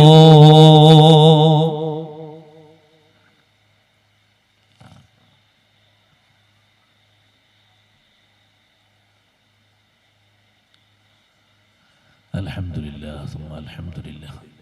ബഹുമാനപ്പെട്ട സയ്യിദ് സുഹൈൽ സഖാഫ് തങ്ങൾ നമ്മുടെ ഈ വേദിക്ക് പ്രാർത്ഥന കൊണ്ട് അനുഗ്രഹിക്കുന്നതിന് നമ്മുടെ സദസ്സിലേക്ക് എത്തിച്ചേരുന്നു. അല്ലാഹു അക്ബർ, അല്ലാഹു അക്ബർ, അല്ലാഹു അക്ബർ. ലാ ഇലാഹ ഇല്ലല്ലാഹു വല്ലാഹു അക്ബർ അല്ലാഹു അക്ബർ വലില്ലാഹിൽ ഹംദ്. പുറത്തു നിൽക്കുന്ന ആളുകളൊക്കെ ഒന്ന് സദസ്സിലേക്ക് കയറിയിരിക്കണം. കുറഞ്ഞ ഒഴിവുകളുണ്ട്, ആ സദസ്സിലേക്ക് കയറിയിരുന്ന് തങ്ങളിപ്പോൾ അത് വരക്കാൻ പോവുകയാണ്. ഞാൻ നീട്ടുന്നില്ല, എല്ലാവരും ഒന്ന് കയറിയിരുന്ന് സഹകരിക്കണം. ആരും അവിടെ വളണ്ടിയറായി നിൽക്കേണ്ടിയില്ല, എല്ലാവരും ഒന്ന് കയറിയിരിക്കണം. പുറത്തുള്ളവരൊക്കെ കയറി, എല്ലാവരും കയറി. അള്ളാഹു നമ്മുടെ സദസ്സ് നല്ല ബറക്കത്തുള്ള സദസ്സായി സ്വീകരിക്കുമാറാകട്ടെ. അപ്പൊ നല്ല മാതൃക കാണിച്ചു കൊടുത്തപ്പോൾ ഉമ്മാന്റെ മാതൃക സ്വീകരിച്ച് ദുനിയാവിൽ നിന്ന് വിടവാങ്ങുന്ന മകൻ അലി ഇബ്നു സ്വാലിഹ് തങ്ങൾ ജിബ്രീൽ അലൈഹിസ്സലാമിന്റെ കയ്യിൽ നിന്ന് കിട്ടിയ വെള്ളവും കുടിച്ചിട്ടാ കലിമ ചൊല്ലി വിടവാങ്ങുന്നത്. നമുക്കും ആഗ്രഹമൊക്കെ ഉണ്ട്, കേൾക്കുമ്പോൾ നല്ല താല്പര്യമുണ്ട്. കഠിനാധ്വാനം നമ്മുടെ ഭാഗത്തുനിന്ന് വേണം. ഉപ്പമാര് മക്കളെയും കൂട്ടി ഒഴിവുള്ള നേരത്തൊക്കെ ജമാഅത്തിന് പള്ളിയിലെത്തണം. പള്ളിയിൽ ഇരുന്നു കൊണ്ട് കുറച്ചെങ്കിലും നേരം ഒരു 10 മിനിറ്റെങ്കിലും ഖുർആൻ ഓതുക. ഏതെങ്കിലും ഒരു ടൈമിൽ വീട്ടിലാണെങ്കിൽ വീട്ടിലിരുന്ന് ഖുർആൻ ഓതുക. ദിക്റുകളൊക്കെ മക്കളും കുടുംബവും ഒരുമിച്ച് ഹദ്ദാദൊക്കെ ചൊല്ലി പതിവാക്കുക, ശീലാക്കുക. നല്ല നല്ല കാര്യങ്ങളിൽ സജീവമാകുക, നല്ല മാതൃകകൾ സൃഷ്ടിച്ചെടുക്കുക. കുടുംബത്തെ ഒന്നാകെ സ്നേഹത്തോടെ സമീപിച്ചുകൊണ്ട് ബന്ധം ഊട്ടിയുറപ്പിക്കുക. അള്ളാഹു നമുക്ക് ഖൈർ നൽകുമാറാകട്ടെ. ബഹുമാനപ്പെട്ട SBB തങ്ങൾ അവിടുത്തെ ദറജ അള്ളാഹു ഉയർത്തി കൊടുക്കുമാറാകട്ടെ. അവരുടെ മഹദിയായ അവിടുത്തെ ഭാര്യ, മറ്റു അവരുടെ കുടുംബാംഗങ്ങളിൽ നിന്ന് വേർപിരിഞ്ഞു പോയവർ, മറ്റു സാദാത്തുക്കൾ, ഉലമാക്കൾ, എല്ലാവർക്കും അള്ളാഹു തആല ഉത്തരോത്തരം ദറജകൾ ഉയർത്തി കൊടുക്കുമാറാകട്ടെ. നിങ്ങൾ ഈ നാട്ടിൽ സേവനം ചെയ്ത് ഒരുപാട് ഉസ്താദുമാർ, ഈ അടുത്ത് ഇന്നലെ മരണപ്പെട്ടു പോയ ഉസ്താദ് അടക്കം, അതിനു മുമ്പും ഇവിടെ സേവനം ചെയ്തിരുന്ന പല ഉസ്താദുമാരും 40 വർഷം നിന്നവര്, 20 വർഷം നിന്നവരൊക്കെ മരണപ്പെട്ടു പോയിട്ടുണ്ട്. അല്ലാഹു തആല അവർക്കൊക്കെ ദറജ ഉത്തരോത്തരം ഉയർത്തി കൊടുക്കട്ടെ. അവര് പഠിപ്പിച്ച ഇൽമുകൾ അവരെ ഖബറിൽ വലിയ സന്തോഷത്തിനുള്ള വകുപ്പായി അല്ലാഹു സ്വീകരിക്കുമാറാകട്ടെ. എല്ലാവരും ദ്വാരക്കണമെന്ന് അറിയിച്ചുകൊണ്ട് ഞാൻ എൻ്റെ വാക്കുകൾ നിർത്തുന്നു. വആഖിറു ദഅവാനാ അൽഹംദുലില്ലാഹി റബ്ബിൽ ആലമീൻ.